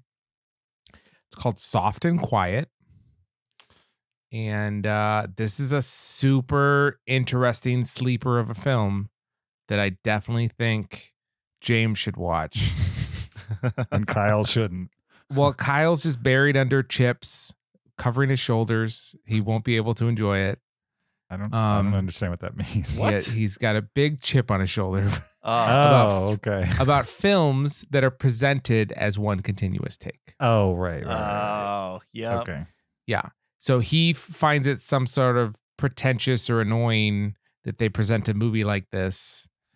I don't think the director is ever pretending like he shot it all in one take, one continuous take. It's more like this is how he wants his story to like roll out. And he didn't think it'd be appropriate to have little text on the screen saying like, now don't think that we shot this in one take. There are little edits happening, but he didn't think that appropriate. So it is presented as one take. But that absolutely serves the story because this is a movie where little dominoes start falling and they keep falling and you're on a runaway train that won't stop. And you're a voyeur, you're a viewer, omniscient third party watching what's happening and you have no power to stop it. And it just makes for a fascinating watch, a thought-provoking message about our society that's very timely. And so it starts with some women, a teacher, I think she's an elementary school teacher. They get together for like a little social, where everyone's bringing little sandwiches and muffins and stuff like that. And then within the first 10 minutes, you learn that the reason that they're getting together, the purpose of their little social club is they're all just Nazi racists. And they think that their town is going in the wrong direction because we have all these immigrants kind of thing. And so already like you start get these tonal shifts where the movie starts releasing information to you about these characters and you start to understand more and more of what you're actually watching and paying attention to. And anyway, the movie goes from 0 to 100 over the course of the film, right? It definitely goes places for sure. It sticks the ending very well, in my opinion. I loved the ending. And it's not an easy watch, but it's really well done. And all of the actresses, I think there's only maybe one man in the whole film. It's all actresses. I think they're all relatively unknown. I certainly didn't know any of them, and they all do a fantastic job. And yeah, so I really, really enjoyed Soft and Quiet. I recommend it. And it's a 2022 film if you're looking to add some of those to your roster. Zach, this is on my watch list. Okay, cool. So I think my issue with oneers, and it's not necessarily fake oneers because I didn't like Victoria either. Mm-hmm. It's the question of, does the oneer, fake or real, serve the story? And for most of those examples, it didn't add anything. It was either distracting or slowed the story down. Maybe Soft and Quiet will be the exception, where it'll serve the story properly. In my opinion, it serves the story because I see this story as like, picture you're at a car in neutral at the top of a very tall hill. Okay. And it starts rolling down the hill, and you're in the back seat watching this happen, and you have no power to stop the car, and it's just speeding up and speeding up and speeding up as it's headed down the hill. That sense, I think, suits the oneer. Okay. Kind of medium, because you can't get off that train. Then I'm all for giving this movie a shot. Nice. And it's a cool 90 minutes. So that helps. It's 90 minutes. Nice. All right. Well, my number one is sort of a counterpoint to my number 7/8. That was Mars One, the Brazilian drama about a family struggling with life. My number one is a 2018 movie called Capernaum. This movie starts with... It's not Capernaum? It's probably Capernaum. Okay. I've actually never seen this word. Is Capernaum a word or a place? It's a city, yeah. It's a city. Great. Okay. Capernaum, not Capernaum. I appreciate that. Yeah, no problem. It's never said within the movie to my knowledge. And if it was, Sure. I probably missed it anyway. So this movie starts with a trial, and this 12-year-old boy named Zane, who is, this movie takes place in Beirut, and I believe he is a Syrian refugee. He's brought to this trial, and the judge asks this 12-year-old boy, "Why are you here?" And he says, "I am suing my parents." And the judge asks him, "Why are you suing your parents?" And he says, "Because I was born." And throughout the movie, it's, I guess, mostly told in a flashback. You see this boy's hard life on the streets of Beirut. He's living with his family. His family's essentially using he and his siblings as drug mules to get drugs into prison, where his older siblings are in prison. He sees the abuse that his sisters are put towards, and as they are married off to various men, so that way the family can survive. He eventually runs away and teams up with another woman, and it's all incredibly fascinating and well acted. This was a movie I didn't think I was going to like, just because it was kind of in this genre of like, look at this hard life for this person, which is a genre I don't really care for, as we just saw earlier with Mars One. But the acting in this movie, and this movie's using non-actors, is so naturalistic and effective. The storytelling it's tough, but just to watch this 12-year-old boy trying to make a better life for himself, where everything is stacked against him, is incredibly fascinating. There is a baby actor in the movie, like this, 18-month-old. You really can't call this kid acting because they're not really aware of like the art of it. But the directors were able to find both a very charismatic baby and were able to get the right reactions out of it, where this baby is the star of this movie. Where for a while, this kind of kid has to take care of this small baby. I was just enthralled with this movie throughout. I had no idea where the story was going. I didn't know what kind of life this kid was living and how it was gonna end up for him. And I couldn't stop watching this movie. Zach, I think I told you after I saw this, you should see this. I think it's definitely up your alley. James, I think you could easily enjoy this movie too. I believe this is on the IMDb top 250. What's it called again? Capernaum. Capernaum. Capernaum. Spelled Capernaum.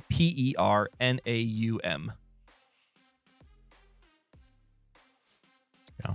Capernaum. From 2018? Correct. I think this is already on my watch list. I just hadn't gotten to it yet.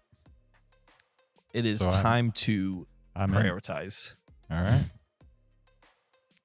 Am I going to have to pay attention? It's got subtitles, right? So yes. Yeah. The whole movie's in, I'm not even sure, Syrian, Lebanese. I'm not quite sure what language they were speaking. Mhm. Cool. I'm into it. Lots of recommendations this week. I think that's what's fun about the top 10 last 10 is hearing what you guys like top 3 or 4 movies are and which ones I want to check out. Sure.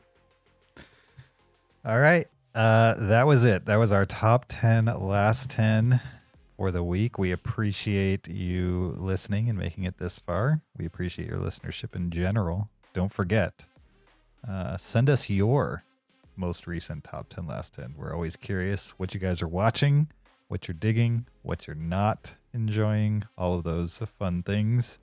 Also, don't forget there's a video version of this podcast on YouTube. Check it out there. Support us on Patreon at patreon.com/Cinereelists. Get extra after show audio. Leave us an Apple Podcast review. We'd appreciate that. 5 stars only. Or send us a listener email to heyguys@cinereelists.com. We appreciate those as well. You can stick that top 10 last 10 in there. And that sounded weird. But just write us an email with the top 10, with your top 10 last 10 is the point of what I was trying to say. Also, you can follow us on social media on Twitter, Facebook, Instagram, or TikTok at Cinereelists, or you can follow me on my personal Twitter or Letterboxd account at YoJRB. You can follow me on Twitter or Letterboxd at Shaban.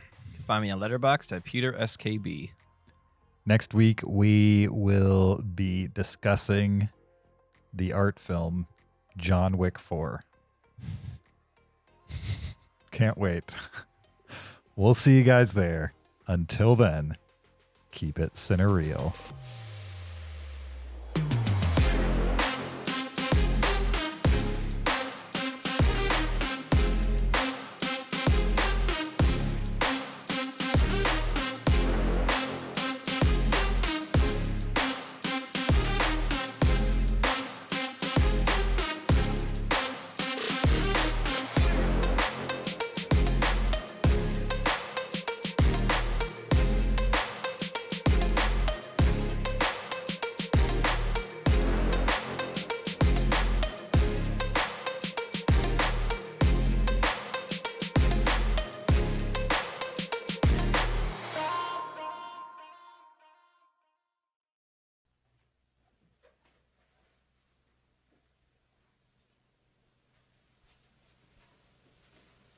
You're still here? It's over. Go home. Go.